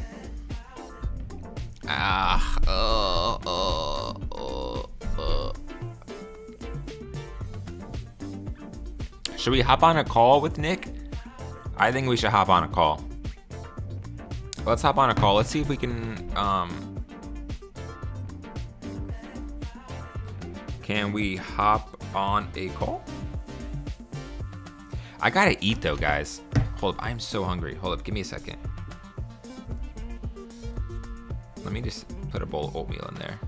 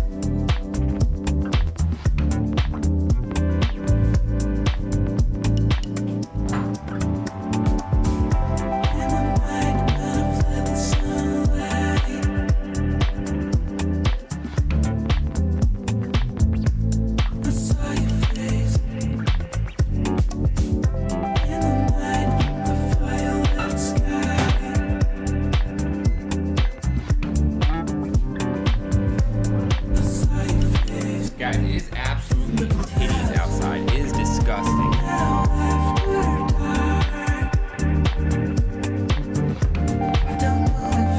Yeah, my friend's over here saying, oh yeah, let's do that. But she says she wants to do this inspo. Like, what, you really trying to get naked?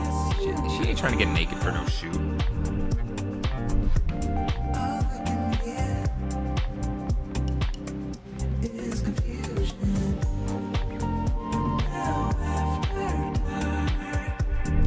I just texted her. I was like, "Oh yeah, you're willing to get naked for the shoot?" No, you're not. No, you're not. She's not. Monday art motivation. Let's go. Media launches coordinated fake news to stop GameStop. Tim Cass, let's see. Let's see what you have to say. The GameStop rebellion is working.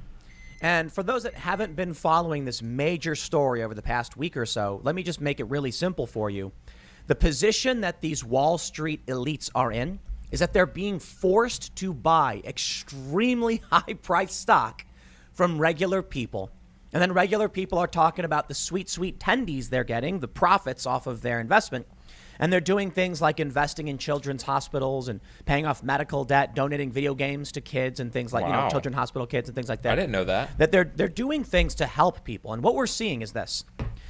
These big funds like Melvin Capital, they lost 53% in January, hurt by GameStop and other bets. God What does that damn. mean? Quite simply, they tried to short GameStop. That's crazy. Walkie slush.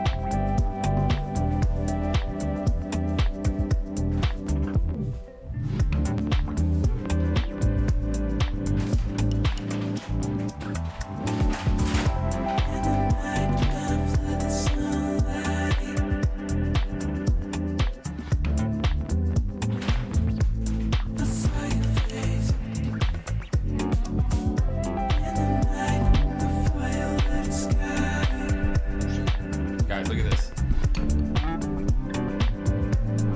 This is oatmeal with protein and a whole bunch of gross shit and peanut butter. Now I'm just trying to stir it up. Look at this. Once you stir it, it becomes concrete. And then that's where you get the gains. Okay. Let's do what Tim Cass is saying.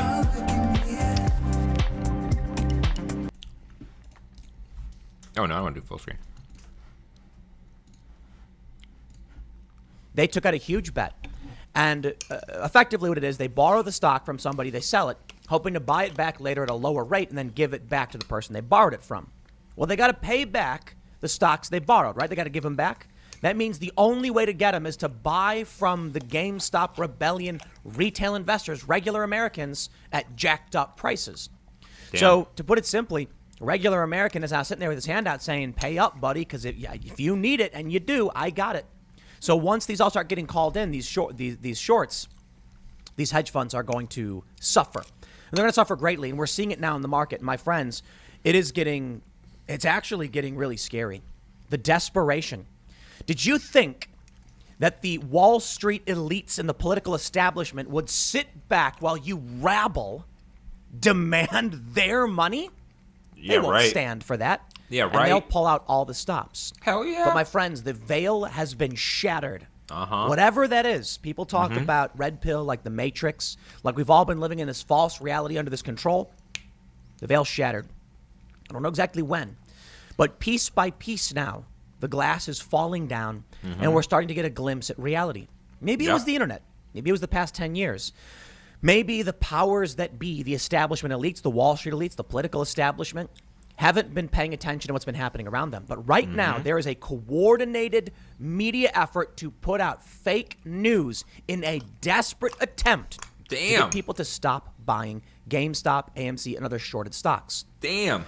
Right now, Robinhood, this trading app that everybody uses, is restricting the purchase of certain companies. Why? Well, they say it's because a federal regulator came to them and said either give us $3 billion in cash as a security deposit or restrict this stock so people can't buy it. What? Think about that for a second. A federal regulator intervened to stop people from being able to buy on Robinhood. Why? What? Is that what It's not happened? just about GameStop. It's about AMC. It's about Can Bed they Bath do & Beyond. that? It's about American Airlines. It's about Nokia. That's free trade. You can't just like. You can just come in. I mean, when Robinhood did the thing, we didn't know why, but now we're hearing that a federal regulator came in. What the hell is that? Like Judge Dredd comes in, stop that stock. Like what? Where's it? That's some weird like deep government shit. A bunch of these big Wall Street investors, they like to play the game where they short and they make money, right? They bet stocks will fail, they make money off it. Well, now because of this massive short squeeze with 6+ million regular people on the Wall Street Bets Forum, Wall Street is being forced to give money to regular people. Holy shit. We can't have this. We cannot. We're God forbid the normal person wants to make a buck. seeing the market in decline. And what they're saying over on Wall Street Bets is that a bunch of these Wall Street funds are selling their stock in a desperate attempt to cover the short sales. It's complicated stuff, and I'm not a stock guy, so, I know there's probably a lot of stock people telling me, in the comments, correct me if I'm wrong. The general idea is it's working. It's working. Going after the stocks that were shorted is stripping away value from these massive Wall Street and establishment elites. So they're fighting back. Facts. This coordinated media effort is insane.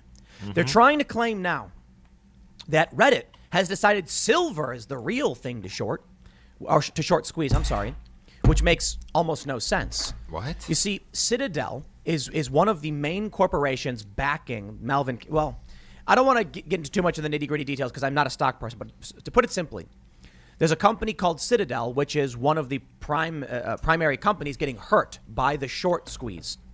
They're also one of the largest holders, according to Wall Street Bets posts, of silver. Now the media is coming out and telling everybody, Reddit has decided you should all buy silver, which would make them a ton of money. And then silver price would probably go down after that, probably collapse, and then strip away all the value from those who invested it. It seems like a ridiculous trick, but it's happening. Take a look at this. From NBC News, the price of silver is rallying as online trading movement fuels the rise of shares like GameStop takes a shine to the precious metal. Really? The Redditors are doing this? Here we have CNBC. Silver jumps 11%. The media is now trying to distract or something? What's going on? They are. The Reddit traders are trying their squeeze play with metal. Daily Mail. Reddit traders send silver price to 8-year highs. Precious metal soars 12% as renegade investors pile in to put a squeeze on short sellers. Fake news. It's a lie. What? I have silver. Yeah, it's going to be awkward and everyone realizes that news is just trying to spit out their own narrative. I have not too much. I have silver. I mean, I think, I've talked about it in the past. I think it's good to have some silver, gold, Bitcoin, stuff like that. I'm not a financial advisor, so don't take any advice from me because I don't know. I can't tell you what to. Whoopsies. The stock guy must be going crazy right now. 38,000 people? No. Time out. I was watching the stock guy over the summer when he had like 2,000 people watching him. Now he's got 38,000. What?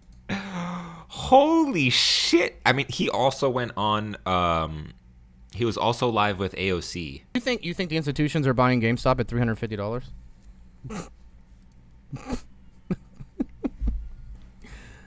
Unless they're flipping it. Damn, SPY is really running. Any of you guys that bought the dip yesterday, Friday, nice buying the dip there. Neo trying to get above 56 here. Ford is absolutely going parabolic. Any of you guys in Ford absolutely crushing it right now. Novavax is there. Nokia trying to go for $5 here. BlackBerry kind of cooling off at 15 for those of you guys who are wanting to get out. EXK looking like it's doing well again. I don't know what any of that means. I had no idea. Gentlemen, 707. You know what, score. guys? That's not bad. It's not bad at all. Because What is he wearing? basically, Leona got the shutdown, so that's not bad at all.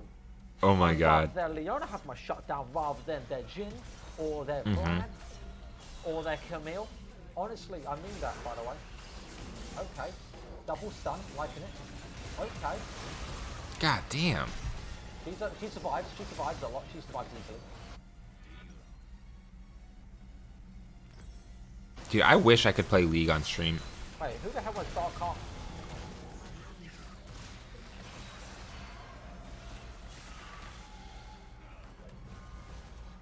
Uh-oh. Wait, everybody, listen to me very carefully. You know their Jin, yeah? Their Jin has Dark Harvest. Isn't that weird? 7 sacks? Is that normal to run? Anyways, guys, I'm done eating. All right. There's some cool stuff that I've been finding on the internet. There's some cool stuff. I don't think I'm designing a t-shirt anymore. Designing merch with my photos. I don't know if that's what I'm doing right now. I don't know what to do with it, guys. Guys, I don't know what to do with it.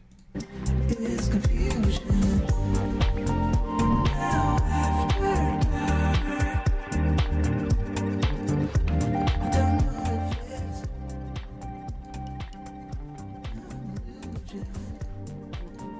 Let's get some Urban Outfitter inspo.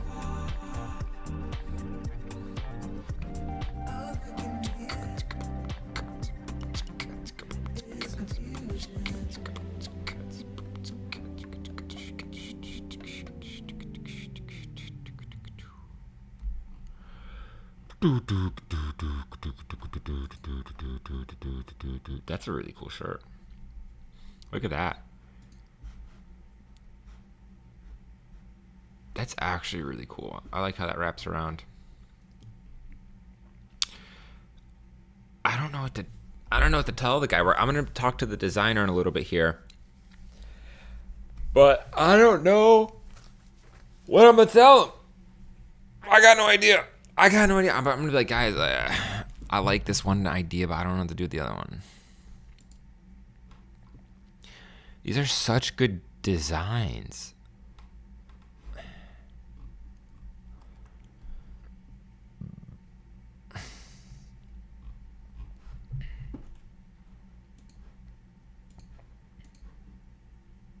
Jesus, talk about internet speed, huh?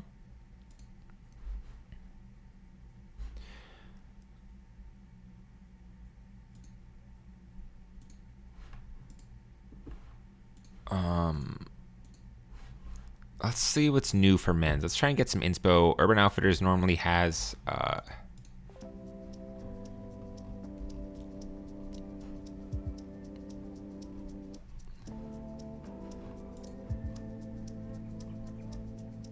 Jeez, this guy releases a lot of music.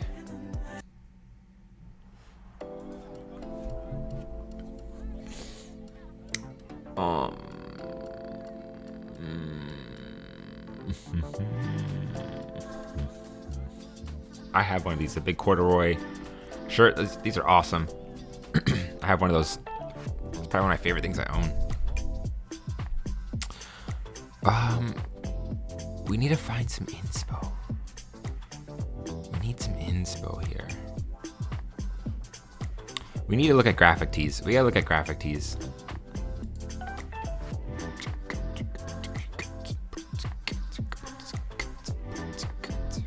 Ooh, I love this.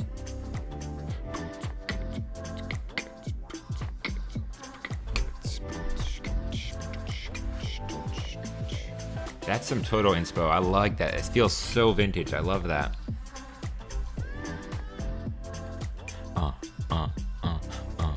Tupac fucking I like that. The name on the front and then the design on the back. That's actually nice. Tie-dye seems to be super in these days, huh?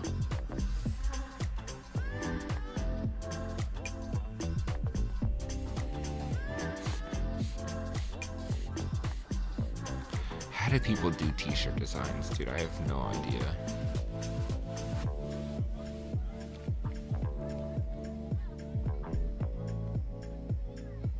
A lot of rapper tees, huh? If I Ruled the World, B.I.G. Oh, that's tight. Look at that. That's actually a really tight sweatshirt. The material looks really nice.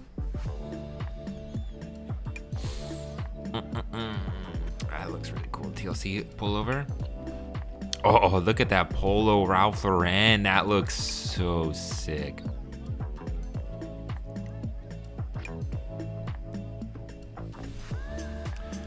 Uh-oh, there's the Nirvana shirt.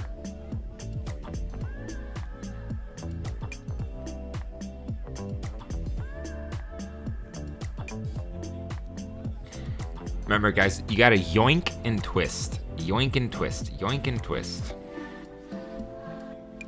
See you, Space Cowboy. I like their anime tees that they did. I saw some at the store that were... Whoa. Pleasures does a really good job at using photos. Don't they? We should look at Pleasures.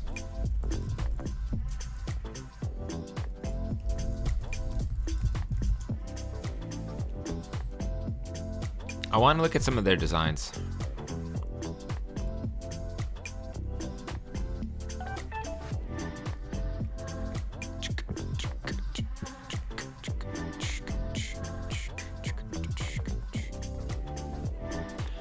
What an interesting website. It's just like one page.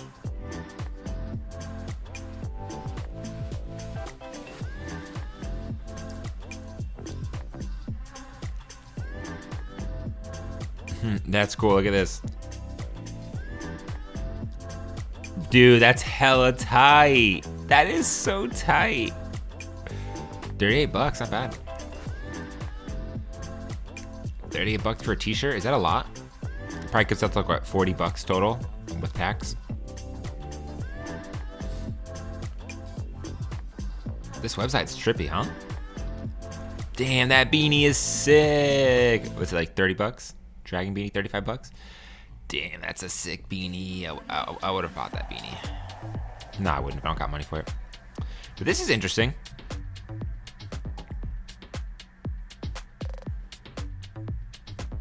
This is really interesting.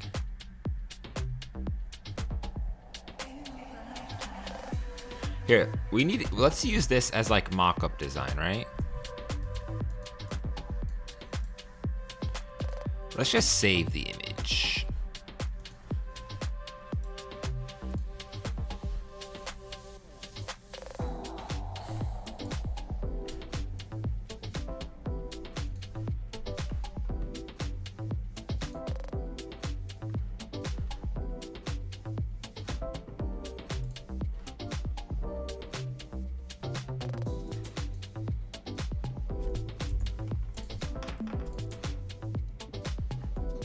Walkie slush.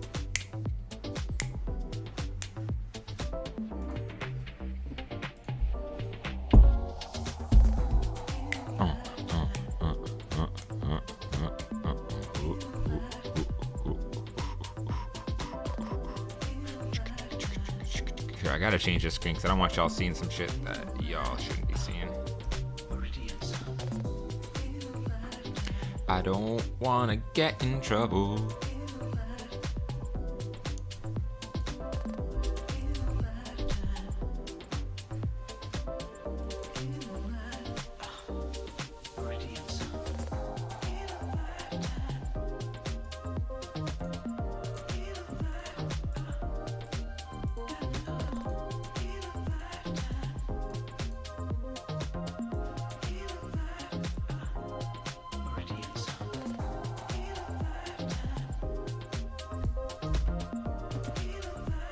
There we go, guys. You gonna rock that? You rocking that?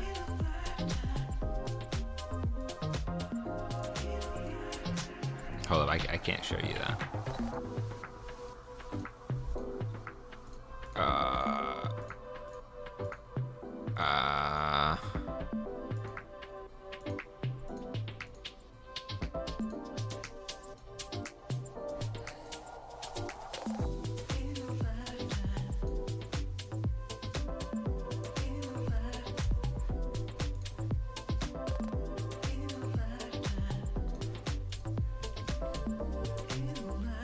That's interesting, huh?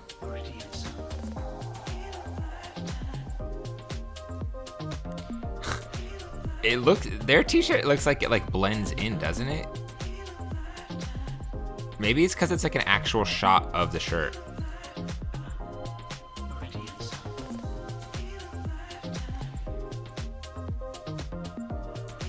I feel like I gotta like change the opacity or something.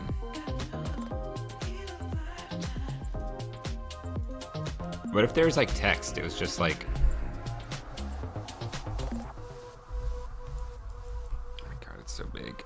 It's so big. Let's change the color to white too.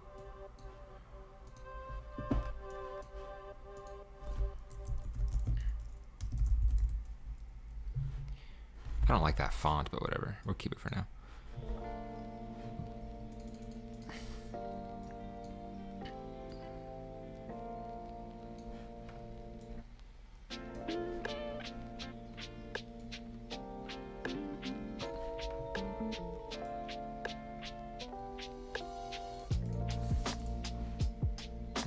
That looks so fucking lame.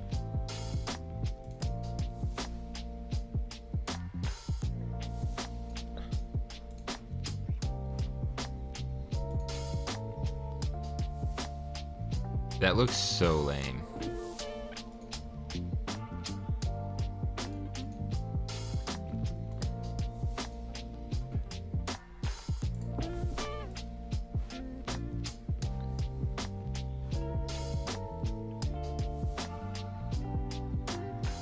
Ooh, that's nice. It's kind of distinguished.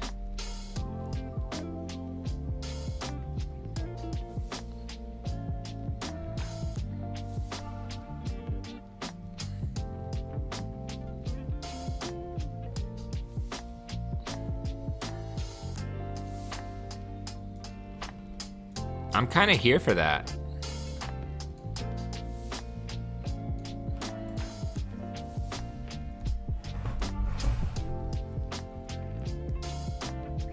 I mean, I can't say I'm a big fan of that photo. Oh, whoops. There you go, guys.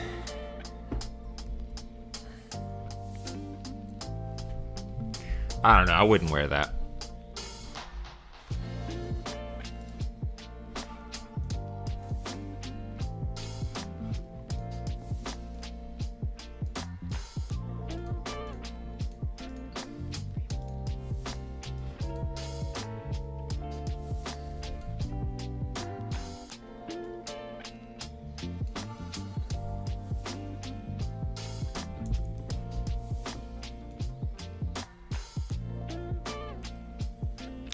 Who's wearing this shirt? Who's wearing this shirt?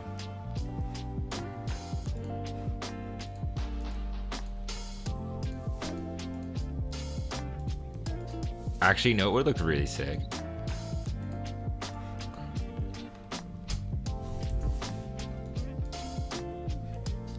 Let's do this. Let's duplicate this layer. Let's keep that one there. Just go ahead and get rid of this design real quick.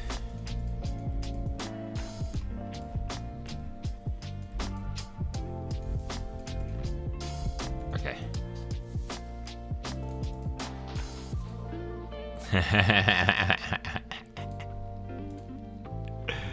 Okay, wait, let's do this. Let's do this. Why is that such a small file size?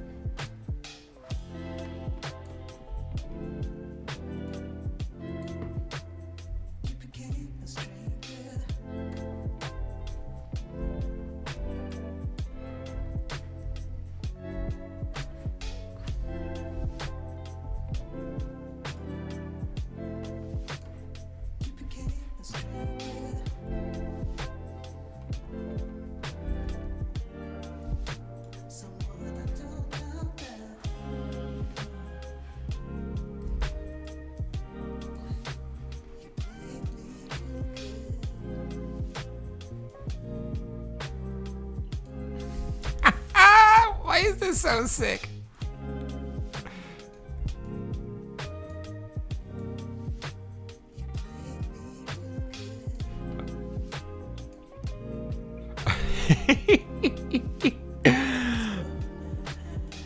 Wait, I think this only works if we did something different. Like, you'd have to, like, give them some sort of color overlay. We have to, like, fuck with these. We'd have to, like, do some kind of effects on this one. Let's do a filter gallery.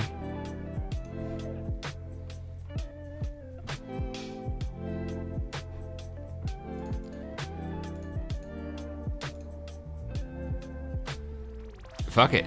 Let's just use that.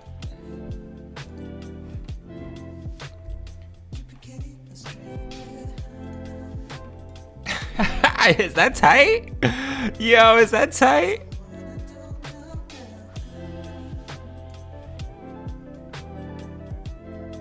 Yo!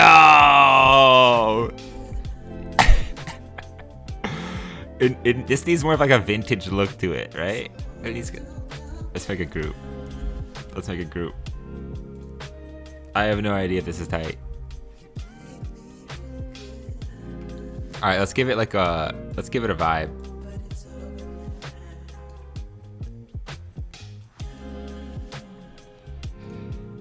Let's give it a vibe.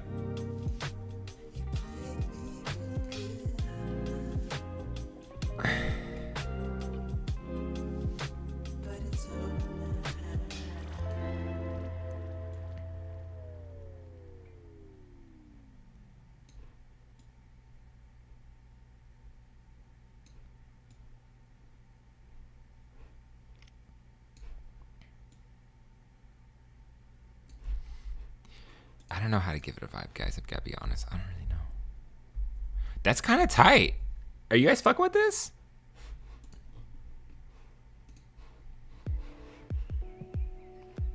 Yo, this guy, Giant's Nest is the GOAT.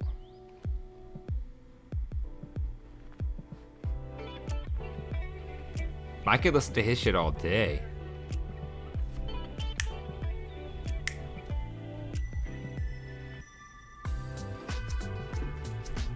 Is this cool? Alright, that's just one idea. We don't need this layer.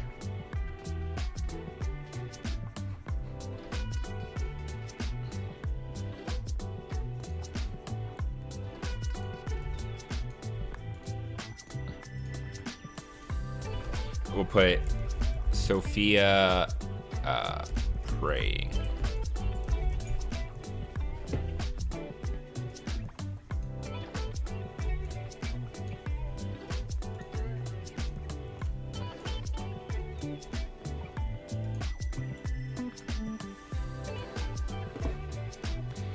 What else could we do with this?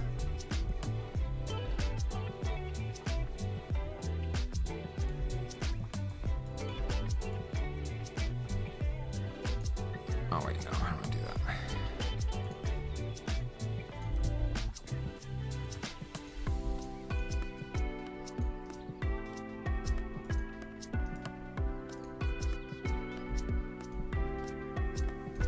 What the hell?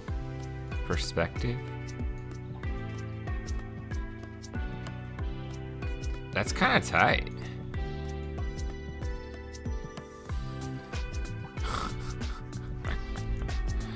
I don't know, man.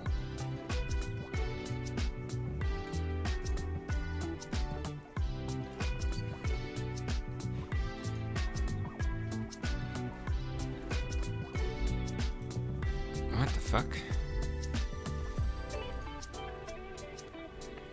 What else could we do with this?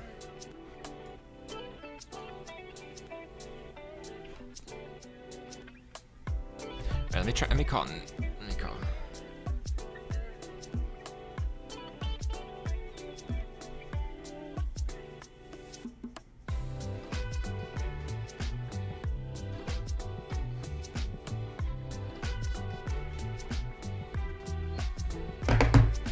All right, is there any way I could call Nicholas on stream?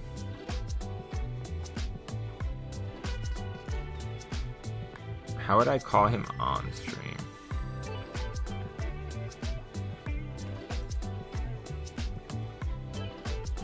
I don't know how I'd call him on stream.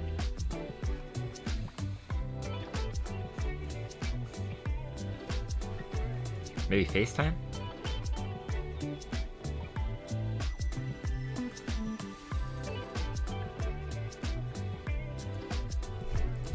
What's his number?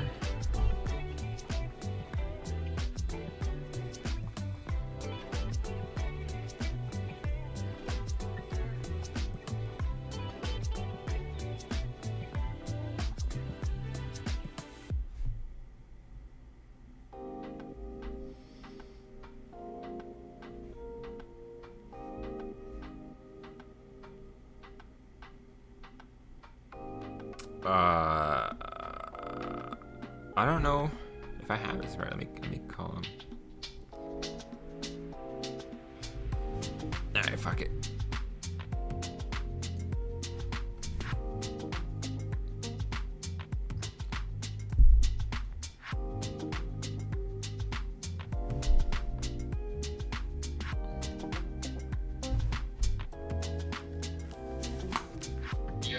Yo, what's going on? What's good? Work day. Nice. Yeah, I saw the revisions. I think the one shirt with Sophia on it looks good. I don't know really what else to add to that. But the I don't do drugs, I am drugs thing, I just don't feel good about it. It's just not hitting. Like I don't know what I don't know what about it. I really love what you did with the lips graphic. That looks really cool. That looks really cool. The psychedelic one looks really cool too. The green one's kind of has like a old school feel to it. I don't know. It just doesn't connect. Like the one with Sophia feels like a full-fledged concept. Like that feels like a flushed out idea. Like something ready to go. But I don't know how I feel about the other one.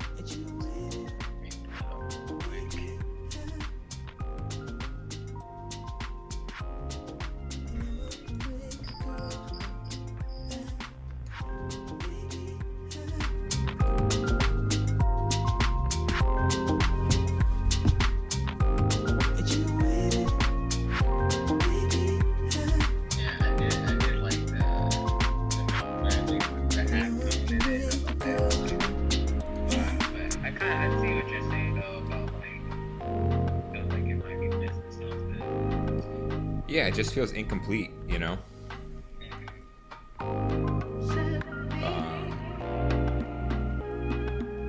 don't really know which direction to go with it.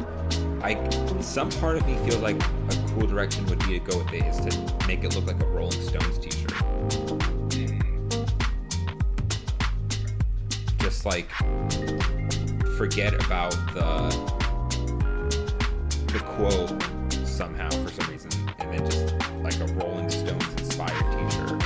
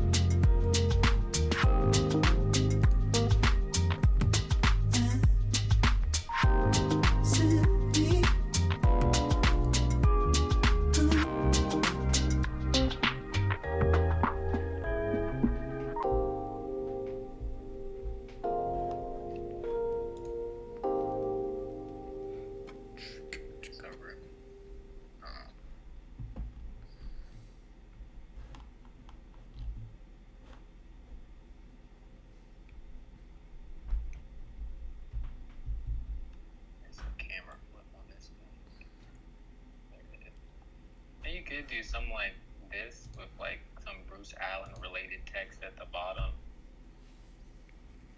where like the tongue is prominent. Mm-hmm. I think the other ones are a little text heavy.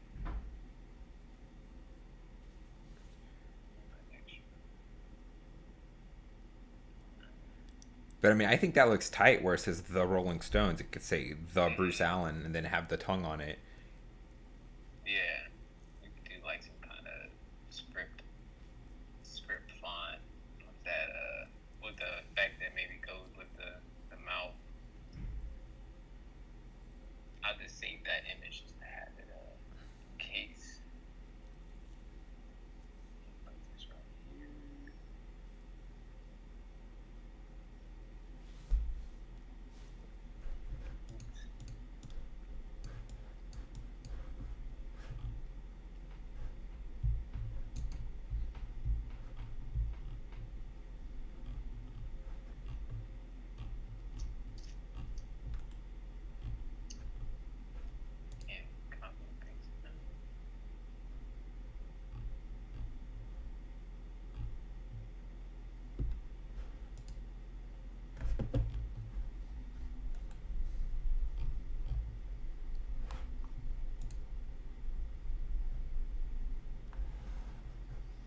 Are you like doing it right now on the computer? Yeah, I was gonna pull it into this Photoshop file. But I guess with that, do you want to like rip the American colors from it, or not the American colors? But I guess go more of like that red mouth design that they have. I think it would be cool to kind of obviously look like a Rolling Stones t-shirt, like with the American flag on it. I mean, I think most people could figure out that the other design's more Nirvana ripoff. So I feel like why not just go with another band ripoff? I'm just trying to think of how I could apply that to this specific graphic.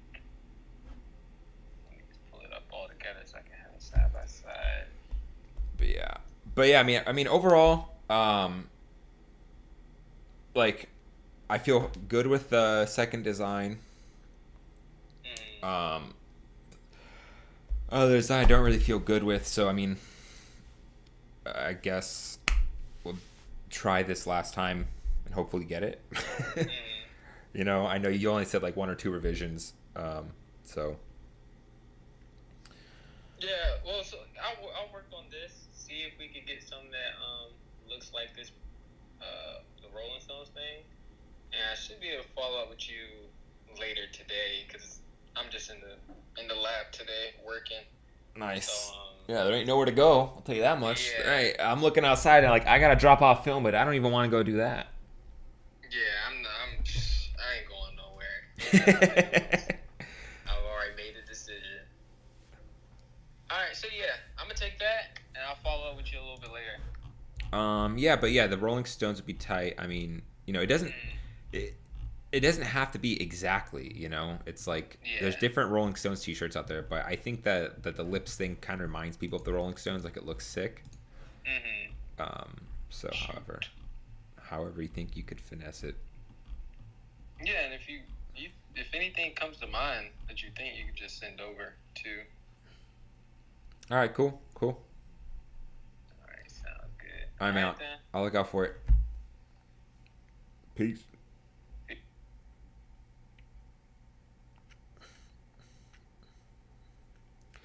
Jesus. That song pause. Guys, I don't know, man.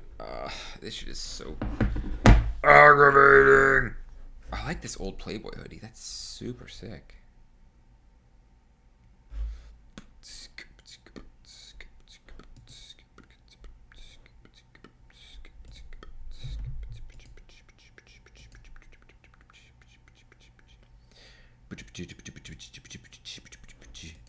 That's really cool. Man, that Playboy logo is so iconic.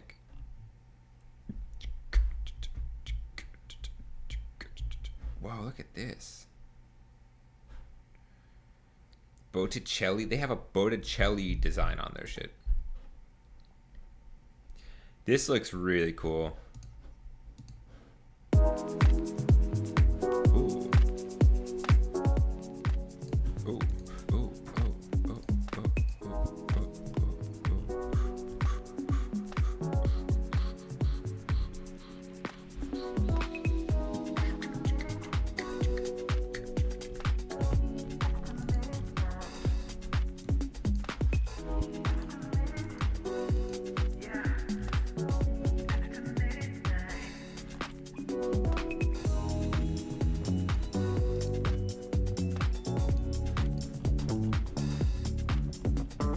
a nice shirt. The detail is good.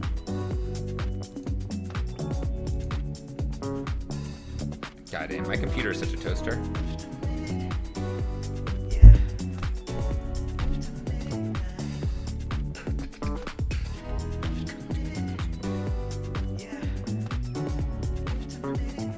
I played Riven for 24 hours straight. Oh my god. So hands. for some reason, I had the brilliant idea to do a video called I played Yasuo for 24 hours straight, and this is how it went. Now, if you guys want to watch that video, I'll leave a link in the description below. If you haven't already watched it, I recommend watching it, especially before this video, as maybe this will be a series. But essentially in that video, I asked you guys for 40,000 likes, and unfortunately, we only got 22,000. But fortunately, I might be a little bit mentally ill. And as much as I loved playing Yasuo for 24 hours, I thought to myself, hey, why don't I try Riven for 24 hours? And I'll be straight up with you guys. I actually like doing these videos. It's fun learning a champion for the first time ever and just starting something fresh. I enjoy learning Look at that champions combo. who are mechanically intensive. Unfortunately, Yasuo made me very, very angry, and I was incredibly frustrated with this champion. But fortunately, Riven is a lot easier. Actually, that's a lie. So this video will be I was about to say, a lot Riven's hard to more play. What is he frustrating talking than about? the Yasuo. This looks kind of crazy. Does he actually play a champion for 24 hours, or is he just like playing it as much as whenever he plays League? Right? I'm kind of curious. Now let me give you some Let's just fast forward.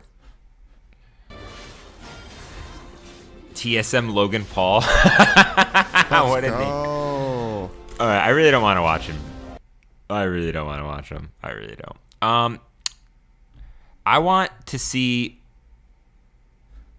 Okay, guys, fuck. This might be a sign. This might be a sign for us to do it. Do we really want to do this segment? I gotta be careful with what I say about this segment. This is Mike Mozart of Jeepers Media on YouTube, and I'll bet you never knew that I was a graffiti artist or a street artist. And you're going to Most people don't even know who you are, Mike Mozart. see some of the artwork that I've done for the past 30 years. And my street art just doesn't decorate streets. It decorates things like this vase. Oh, I can't. Guys, all right. You know what? This brings me to it. Walkie God slash. damn, Tang, I ain't never heard no shit like I know, this. that's amazing. And I All call right. a lot of these We'll do it. Let's do the segment. I might need to get some coffee for this one, but we'll do the segment.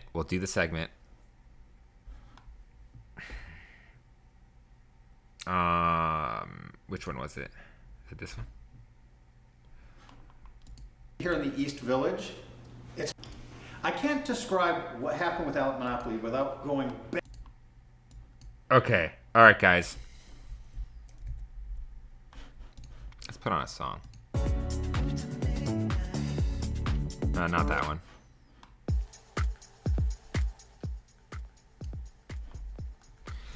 All right, guys. Fam, in the world of art, there are movers and shakers, kings and pawns, maybe some queens in there too, but you know, women are a little underrepresented in the art world. But that being said, that's not the point, guys.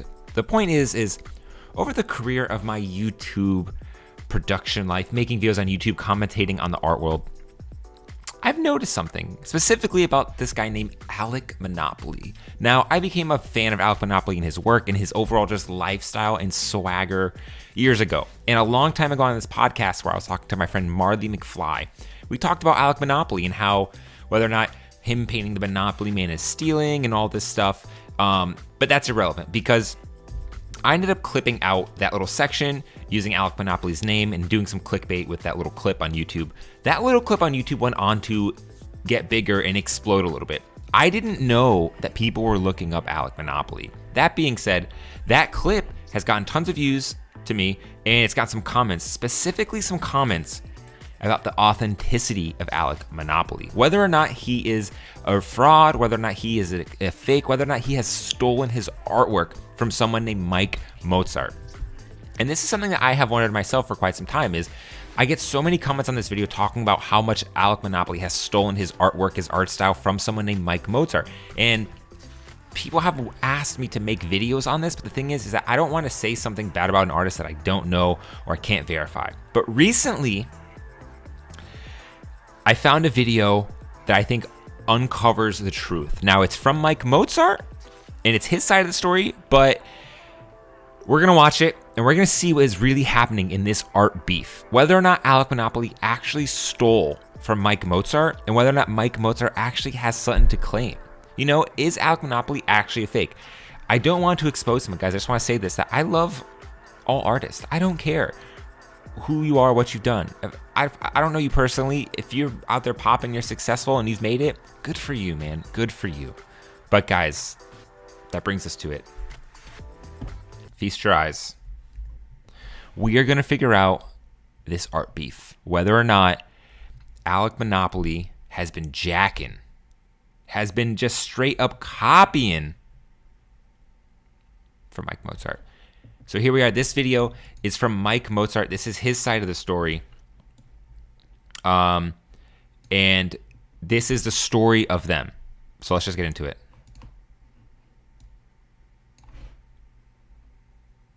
Like, guys, I did some deep research. It's just from 2016, all right? Like, this only has 12,000 views. Like, this is some deep research, all right?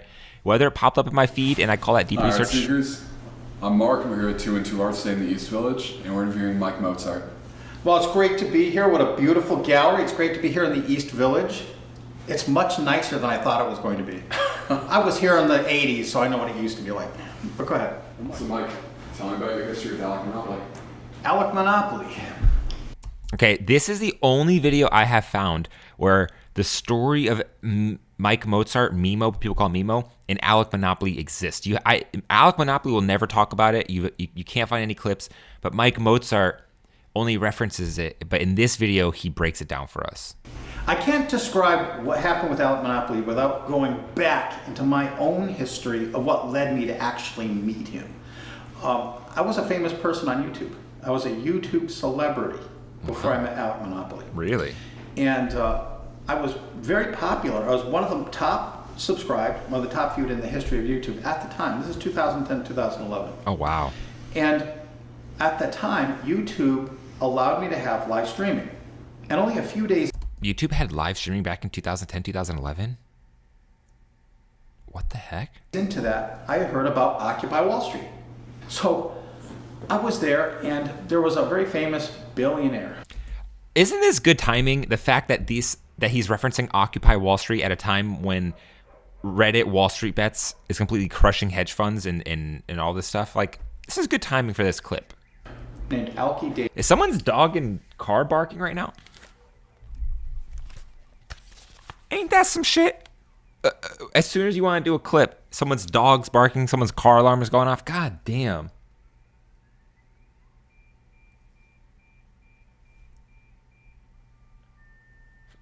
Like, for real, they got the whole dance routine out there?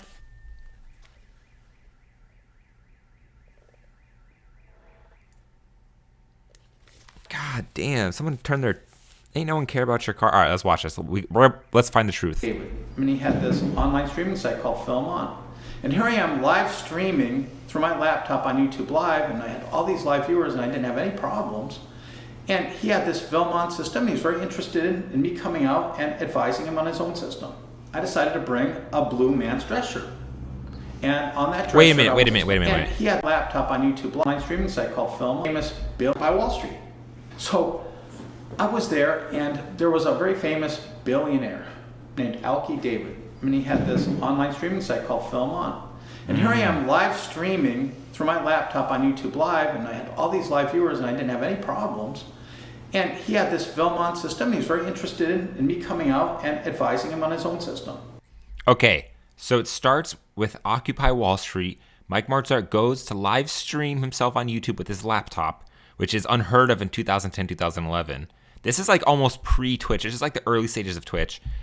But there's a billionaire there who's also live streaming, but with some other proprietary system. I decided to bring a blue man's dress shirt. So he had asked Mike Mozart for tips. And on that dress shirt, I wanted to paint a design because I couldn't carry a protest sign around with a laptop and a microphone. So I thought I'd paint a shirt. Now, this is an important part in this history because Alec Monopoly's whole brand is the Monopoly brand. Like, it's the Monopoly man. He just paints it 1,000 times in different ways and variables, and he kind of stays in that world and that style. And Mike Mozart painted this on the back of his jacket, like he said. It's a cool-ass jacket. And I put on the front side of it, Mr. Monopoly on the Wall Street Cross, just like this one. And I was there painting it at Philmont. I was talking to the guys there, and I took a break, and I knew I'd have a couple hours while they were doing a production. So I started painting this cross on the front of the shirt. And this kid came by named Alec. At the time, I only knew him as Alec. He signed everything Alec in script. And he said, wow, that's really cool. Wow, I'm an artist here. I'm going to be doing this live art demonstration thing. And he said, I do Mr. Monopoly. I'm like, that's one of the things I do.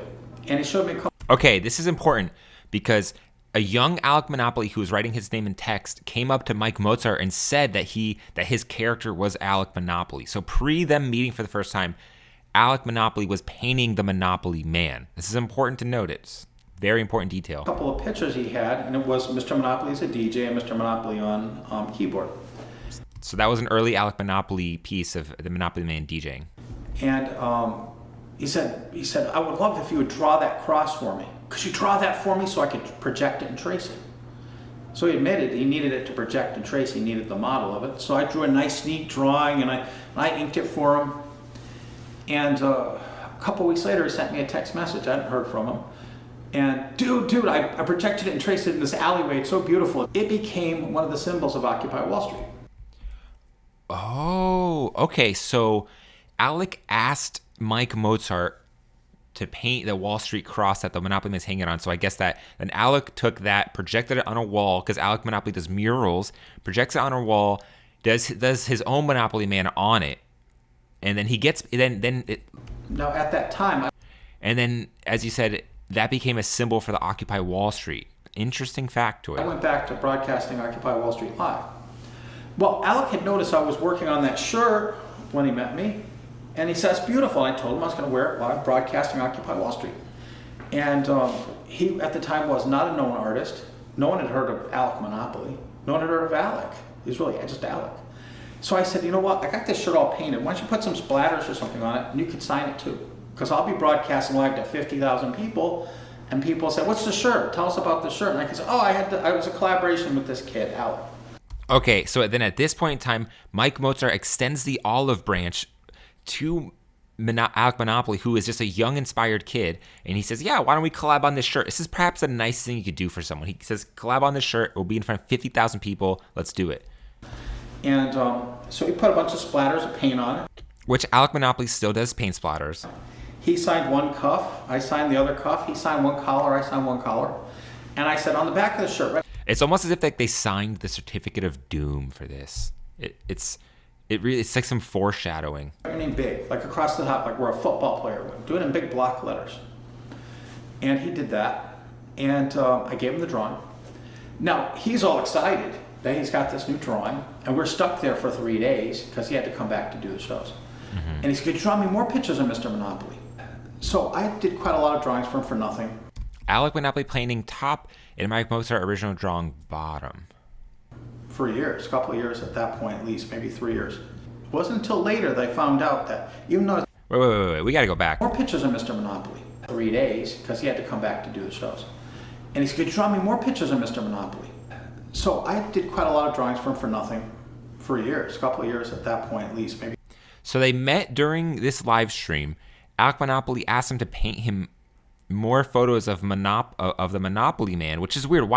Why would Mike Mozart agree to do sketches and give them to him? 3 years. It wasn't until later they found out that even though I was designing a substantial amount of his artwork, that he wasn't actually painting a lot of it. They actually had assistants that were doing it.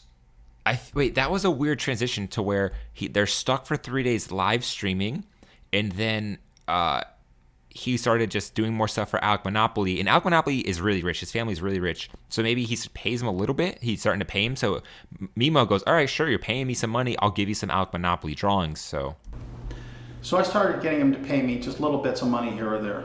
Okay. And when I say little bits, if you took all the money I've ever earned from Monopoly, it would not equal even a small commission, even a couple of years ago. Even when I stopped working with him. Not even one solitary painting for 5-6 years worth of hard work, making the designs that propelled him. So that's really weird.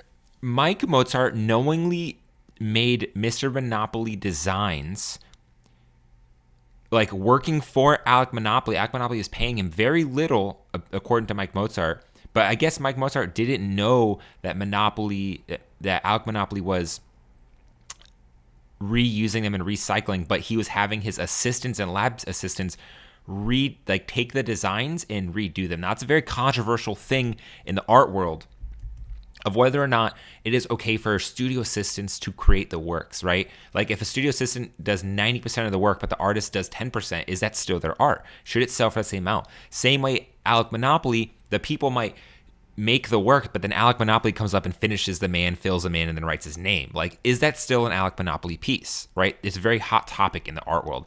A lot of people like Jeff Koons and Damien Hirst have gotten a lot of flack for this. But at the same time, they're such big artists and there's such demand that they themselves cannot single-handedly produce these images. So having studio assistants, yes, is necessary at a certain level. That made him famous. Sort of created a monster. So see, Mike Mozart original design drawing top and Alec Monopoly painting bottom. So it seems like Mike Mozart was doing these sort of like stencil outlines for him, and then Alec was turning it into a full-fledged colored idea. With this artwork, an egotistical monster. That's something I will say very plainly. And that's well known if you've seen his Instagram. There's an awful lot of ego flying high there. He said if you look at Alec Monopoly's Instagram, there's a lot of ego flying high there. Now, I already know that it's going to be ridiculous, but just so you guys can get a sense of Alec Monopoly in case you don't know, let's just look at the Instagram.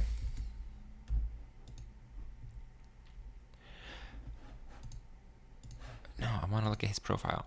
All right, here we go. He's got 1.2 million followers. There's his Monopoly man. Here he is trading stonks in his boxers. Crypto money. Here he is driving a fast car that we can't play the sound for because we'll get copyrighted. Here he is flexing in his chains and his dunks. There he is with some probably really rich people. Oh, there's another one of his designs. Is that Alec Monopoly's or is that Mike Mozart? Here he is flexing again. I mean, Alec Monopoly has a lot of money. Where his money comes from, a lot of people say it comes from his mom, who I think is some sort of advisor or wealth management. I don't know what she does, maybe real estate. Don't quote me on that, but his mom has a lot of money from what I've heard. But at the same time, he sells out a lot of stuff. He just did a collab with Barstool Sports, selling the prints. Here he is on a PJ. He's on a, well, it might not be a PJ, but it's a really nice plane, United Emirates, something that you can't afford. Like here he is in a Ferrari. Here he is painting a mural. Here he is with his Scarface inspired. Like, so this guy, he's a baller. He's a stunter. Very egotistical, as you might describe him. Loves himself, loves money, loves a flex. I mean, come on. This is the ultimate ego photo right here. Do you see this shit? He's got these pink dunks you can't even buy in front of a Ferrari. Egotistical. Yes, he's not wrong. Doesn't mean, look, guys, doesn't mean I don't like Alec Monopoly. I like Alec Monopoly. I would happily hang out with Alec Monopoly. So I stopped doing anything for Alec at that point. That's where I stopped. In 2014, I barely did anything after that point for a while because I got so disgusted with finding out how much he was actually making on the paintings. And I wasn't paid the amount that I was promised because my artwork was not worth it. And my artwork was what built his career. And it was the artwork that made him the iconic images like Mr. Monopoly on the cross and the Mr. Monopoly weightlifter he did, and all the Mr. Monopoly DJs that I did that were so popular that he put into murals all over the world. Wow. The wall paintings by the dozen. I liked Alec a lot. I trusted Alec. I wanted to help him. And it makes me sad to think about what happened. I'm willing right now, if Alec Monopoly wants to, that we need to appear side by side anywhere in New York City. We'll get a wall, and you can draw something and I can draw something. We'll let the crowd tell us what to do with those characters, and we will both do the same image. God damn, Tang, I ain't never heard no shit like this. I know, that's amazing. Wacky slash. Holy shit. This man just threw down the gauntlet. He just said, I will side by side Monopoly Man battle you and prove to the people that I am the OG Monopoly man. That is a flex. That was legitness. Yeah. Wait, what? Walkie slush. That was legitness. Yeah, it was. Huh? All right, we're going to have to stop that. All right, let's finish this video. And we'll see who wins this competition and who actually had that talent and who actually could draw and execute those pictures. So Mike, tell me, what it's like been like since you come out as a real ghost artist? It has been the greatest experience of my life. I did not expect the outpouring of support from the artist community, from the art gallery community, from the collector community, and all the people that already bought Alec Monopoly originals. It's like the world embraced me. So I had to start painting again, and I realized I don't have a gallery. And out of the blue, I got a call from a New York City gallery, 212 Arts Gallery. We want you to get you onto our next show. This is important. This is great. You deserve this. I'm like, wow, I didn't expect that. I came down to the show with a huge outpouring of people in the dead of winter. A cold winter day. The gallery was packed. The sidewalks were packed. Okay. Here is where I am very confused. So is Mike Mozart upset because he wasn't compensated for his work? So if Mike Mozart was compensated, would he have not cared? Is he just upset because he wasn't paid enough? It sounds like he's upset because he was kind of extorted in a way to do paintings for what he said 4 to 5 years. Like, this guy sat in one sitting and did this amazing piece. And for him just to do an outline could probably take him about 20 minutes. So this guy was pumping out pieces from Alec Monopoly, which then Alec Monopoly was then turning into murals and all over the world and having his team redo and turning to different arts I'm sure he was selling. The thing is that he knowingly was a paid ghost artist for Alec Monopoly. Now, whether or not that's right or wrong, that's debatable. Depends on how you feel about it. But he was knowingly making works for Alec Monopoly. He was knowingly getting paid, and he knowingly knew Alec Monopoly was going to be using the things. However, Alec Monopoly should have been a better person and said, you know what, maybe he should have been more transparent. Maybe he should have paid him equal pay, because when Mike Mozart found out that Alec Monopoly was probably getting hundreds of thousands of dollars for a painting or whatever it was, representation, murals across the world, Mike Mozart should have been getting a percentage of that. Like royalties, kind of like a ghost producer. The reason why I'm not really against it is because a lot of artists have ghost producers, ghost writers, ghost engineers. When Lil Pump puts out a song, you don't hear about the producer, the mix engineer, the person that brought it together. But they're all being paid fairly, which is why maybe no one has a problem with it. But in this case, Mike Mozart, who was the ghost artist instead of the ghost producer, they're kind of similar. He wasn't getting compensated, and his work was just being used on a level that maybe he wasn't aware of. It's weird because it's not like Mike Mozart was making this stuff and Alec Monopoly was coming and stealing it from him. Mike Mozart was making this stuff for Alec Monopoly, getting paid by Alec Monopoly. Is it Mike Mozart's fault that he didn't ask for enough money or that he didn't have more knowledge of where these paintings were going, right? Mike Mozart, sure, he was pulling in 50K viewers on a live stream in 2011 during the Occupy Wall Street, which is just bonkers to me. But that doesn't equate to money or monetary success as an artist. So him working for Alec Monopoly seemed like an easy come up for him. He was like, all right, I'm getting some money. It's no big deal. He honestly, it's kind of his fault. He was underestimating what Alec Monopoly was doing. And what Alec Monopoly was doing was he built a brand, a business. He was the face, the playboy, the egotistical guy that he described him as. Alec Monopoly was going around the world and doing these things, not Mike Mozart. If Mike Mozart really believed in his stuff like that, he would have been doing it and not Alec Monopoly. And it brings me to a quote that goes like this: "It's not who did it first, it's who did it better." End quote. That's a Drake quote. It's not who did it first, it's about who did it better. Mike Mozart knowingly made drawings and reference drawings for Alec Monopoly. Mike Mozart didn't ask for more money. It sounds like he didn't inquire into what was happening about his work. So in a lot of ways, Mike Mozart's the fool. But on the same token, Alec Monopoly should have maybe been a better person. He probably should acknowledge that he owes Mike Mozart money, that he owes him a lot of money, that he wasn't transparent with his actions. And that is extremely messed up, because when someone like Mike Mozart is the backbone of you as an artist, as a career, and I've tried watching Alec Monopoly videos in the past and seeing if he draws Monopoly Man. If you watch Alec Monopoly draw Monopoly Man, he has to kind of diagram it out. He can't really freehand it like Mike Mozart can. If they were to actually do a wall battle to see who could do the better Monopoly Man, 10 out of 10 times Mike Mozart will win. He's he's more experienced. Across the board, he will win. However, he knowingly made the drawings for him. I just can't get over that fact. Alec Monopoly didn't directly steal. You know, people all came to meet me, have their photograph taken with me, get autographs from me. It's like, you're the real Alec Monopoly, you're the real deal. You know, it felt so good to be recognized because I did so much artwork, over 1,400 drawings, and I felt like I had done it all for nothing. He did 1,400 drawings for Alec Monopoly. I didn't make any money out of it to amount to anything. I didn't get any prestige out of it. I didn't even get thank you out of it. That's fucked up. And now here's this outpouring of people thanking me and praising me, making me feel good about it. Okay, so here's how it went. Here is the story. I'm gonna end it. I'm gonna put a sweet little bow on this saga. You guys ready for this nice little bow on the Mike Mozart Alec Monopoly saga? Here it is, so everyone can just know. Mike Mozart met a young Alec Monopoly in 2011. Alec Monopoly asked him to do some drawings for him and pay him. Over the course of 4 years, so he said 4 to 6 years, he said he did over 120,000. What did he say? He said over 12. No, he said over 12,000 drawings for Alec Monopoly. That's like a lifetime of work for Alec Monopoly to pull references from, to give to his team and to use. But that being said, he met young Alec Monopoly.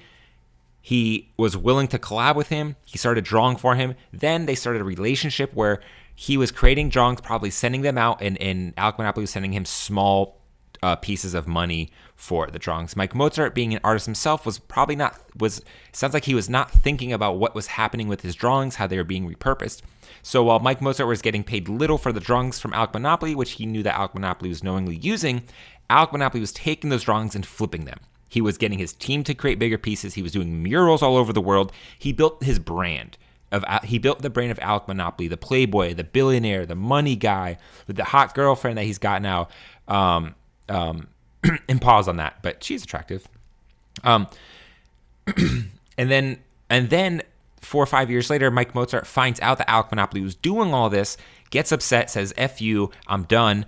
And he wants to be thanked. He wants to be compensated financially adequately to what he felt like Alec Monopoly got out of this.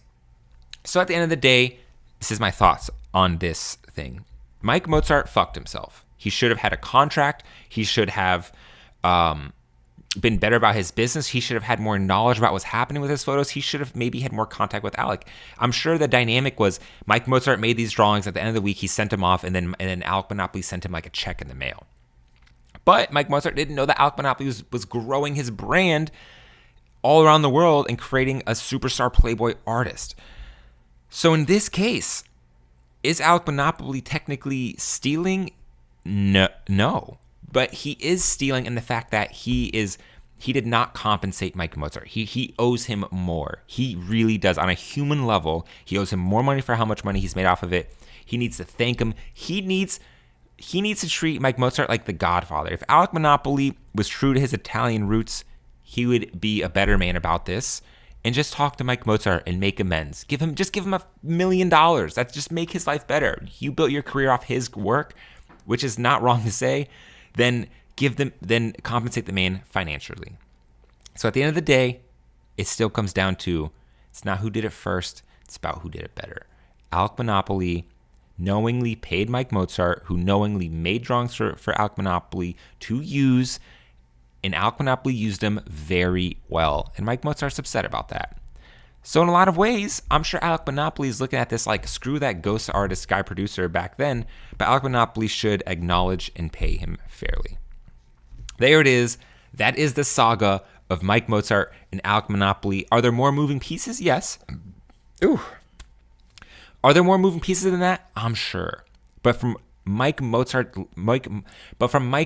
lips himself, we got the story, because Alec Monopoly won't talk about it. So that's it, guys. Please watch the live streams live. I'm streaming all the time, 3 to 4 or 5 days a week. We do art stuff. We look at videos. We settle art beefs, find out what's really popping in these streets.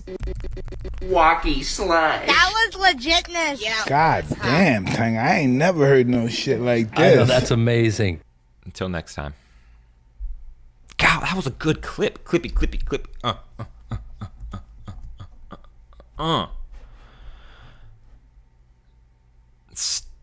Stealing Alec Monopoly art? Wait, does he address it in this video? Yeah, what up? It's Alec Monopoly. We're over here in my studio in Puerto Rico. In Puerto Rico, no big deal. I hope I'm saying that right, but yeah, we're here. Gonna work on a piece today. I'm doing a series that's based off of Hermes boxes. So I have this box over here. This is kind of where I got the inspiration from. The Hermes box. This one I just finished now, so you can kind of see. It looks like the box, but it's really a canvas. I can't watch this without thinking, like, this photo that you finished? You mean this photo that you finished after your team did it? That's kind of cool. So a lot of the time, I, you know, in this instance, Oh, look, he's drawing it. Penciling it in first. But like, say I'm doing a graffiti wall, I'll do the outline in white spray paint and then layer it on. But this is kind of a way to lay it out. Yo, that pencil reminds me of This school. center line kind of gives you the feel of which way he's looking. If he's looking straight at you, it goes straight down the middle. If he's looking that way, it waves that way. It's kind of like making his head a sphere. And so as you can see, guys, this is 2019. Alec Monopoly has to do a figure outline to draw the Monopoly Man. I don't think Mike Mozart had to do that. The spray paint. So we're gonna turn on the fan over here. We got this big fan because I've been breathing in the spray paint fumes for so many years. It really gives me a headache and it's terrible for you. So better Alec Monopoly was doing the mask before it was cool. safety side.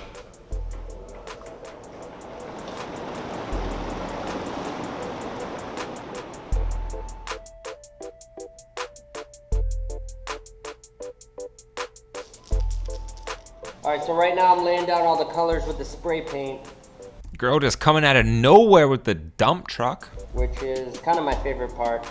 For years I was painting with just acrylic paint, but you know, it takes layers and layers and layers, and you'll never really get as bright and opaque colors as you do with the spray paint. All right, come on, let's see you create that Monopoly piece, Alec Monops. Let's see it. So, how do you like this one? It's good. I love it. You say everyone is good, and you love everyone. See, it's hard to tell with her because she says everyone is good. He's like, yeah, you better say that shit if you want to stay in this mansion. So I never know which one is bad, which one's good. You're so lucky that I like all of your paintings. They're all my favorite. Why don't you let me do a little? Okay, let's see. Oh, Lord. Now you gotta hold it closer. Wow. I hope she messes up. Alexa Picasso. Alexa Monopoly. Closer. Ooh, this is fun. Now I know why you like doing this so much. I felt weird.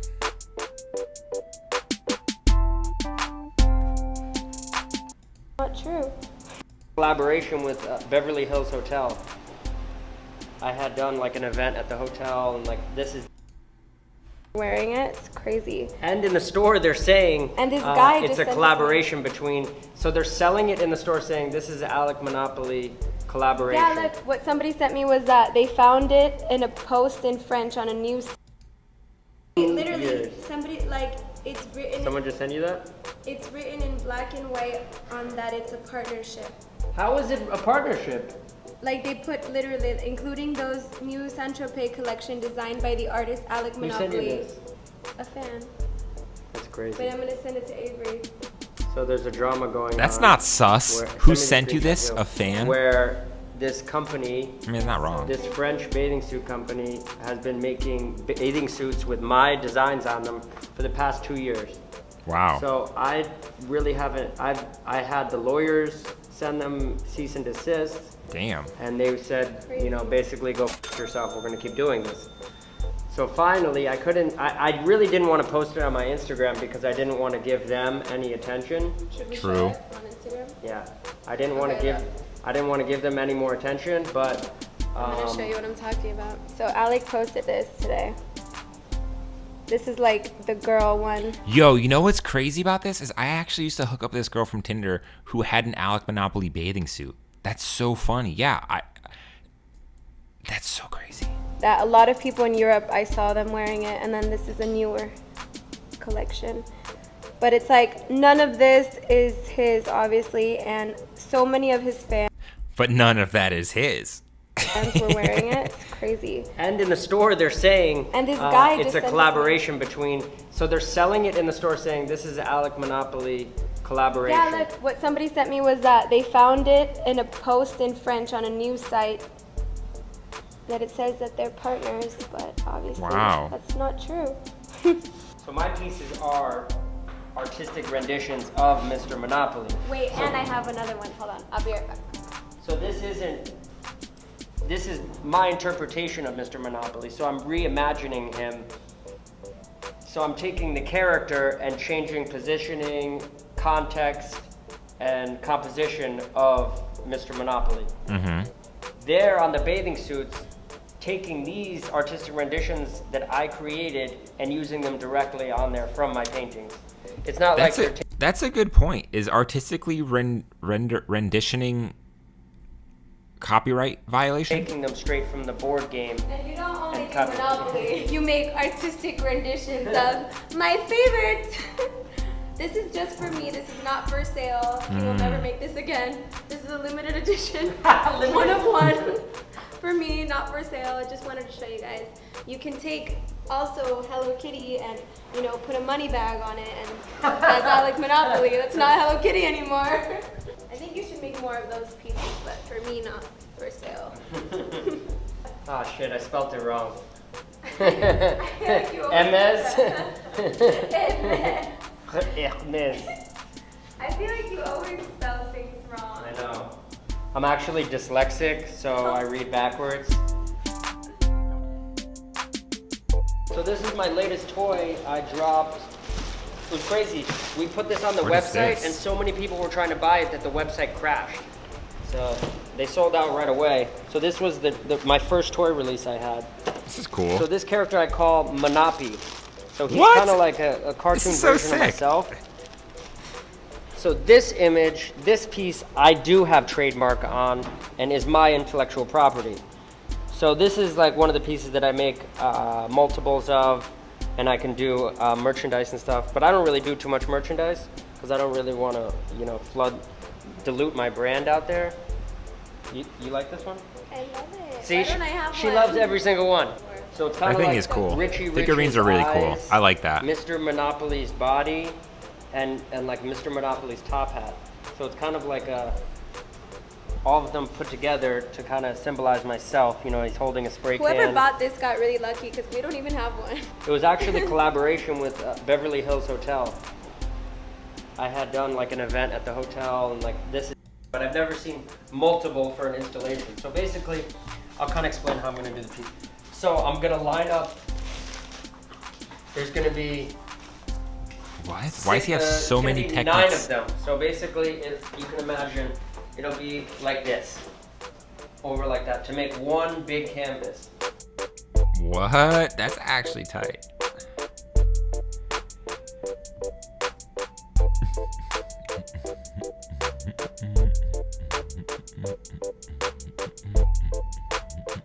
Now this was more of a simple piece. Some pieces take me months and months to finish, but I'm not like one of those artists who like, someone starts painting something similar to my work, I don't like freak out because I'm like, you know, that's cool. I'm inspiring people to make artwork. That's amazing. I'm teaching people to make artwork. But when it comes into like the making merchandise and like making a business out of it for Jeez, profit. Like, this that's girl's kinda when I boobs joined. are just bursting out of her chest. I can't even handle. Thank you for coming to my studio here in Puerto Rico. All right, that was fun, guys. Well, it's 1 p.m. We've been streaming for 3 hours. Thank you so much for coming. I appreciate you and I love you. Yeah.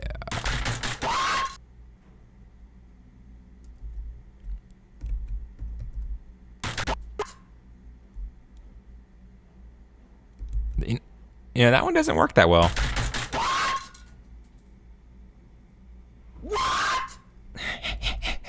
Anyways, guys, hope you have a good rest of your day. We'll be streaming more this week. Peace.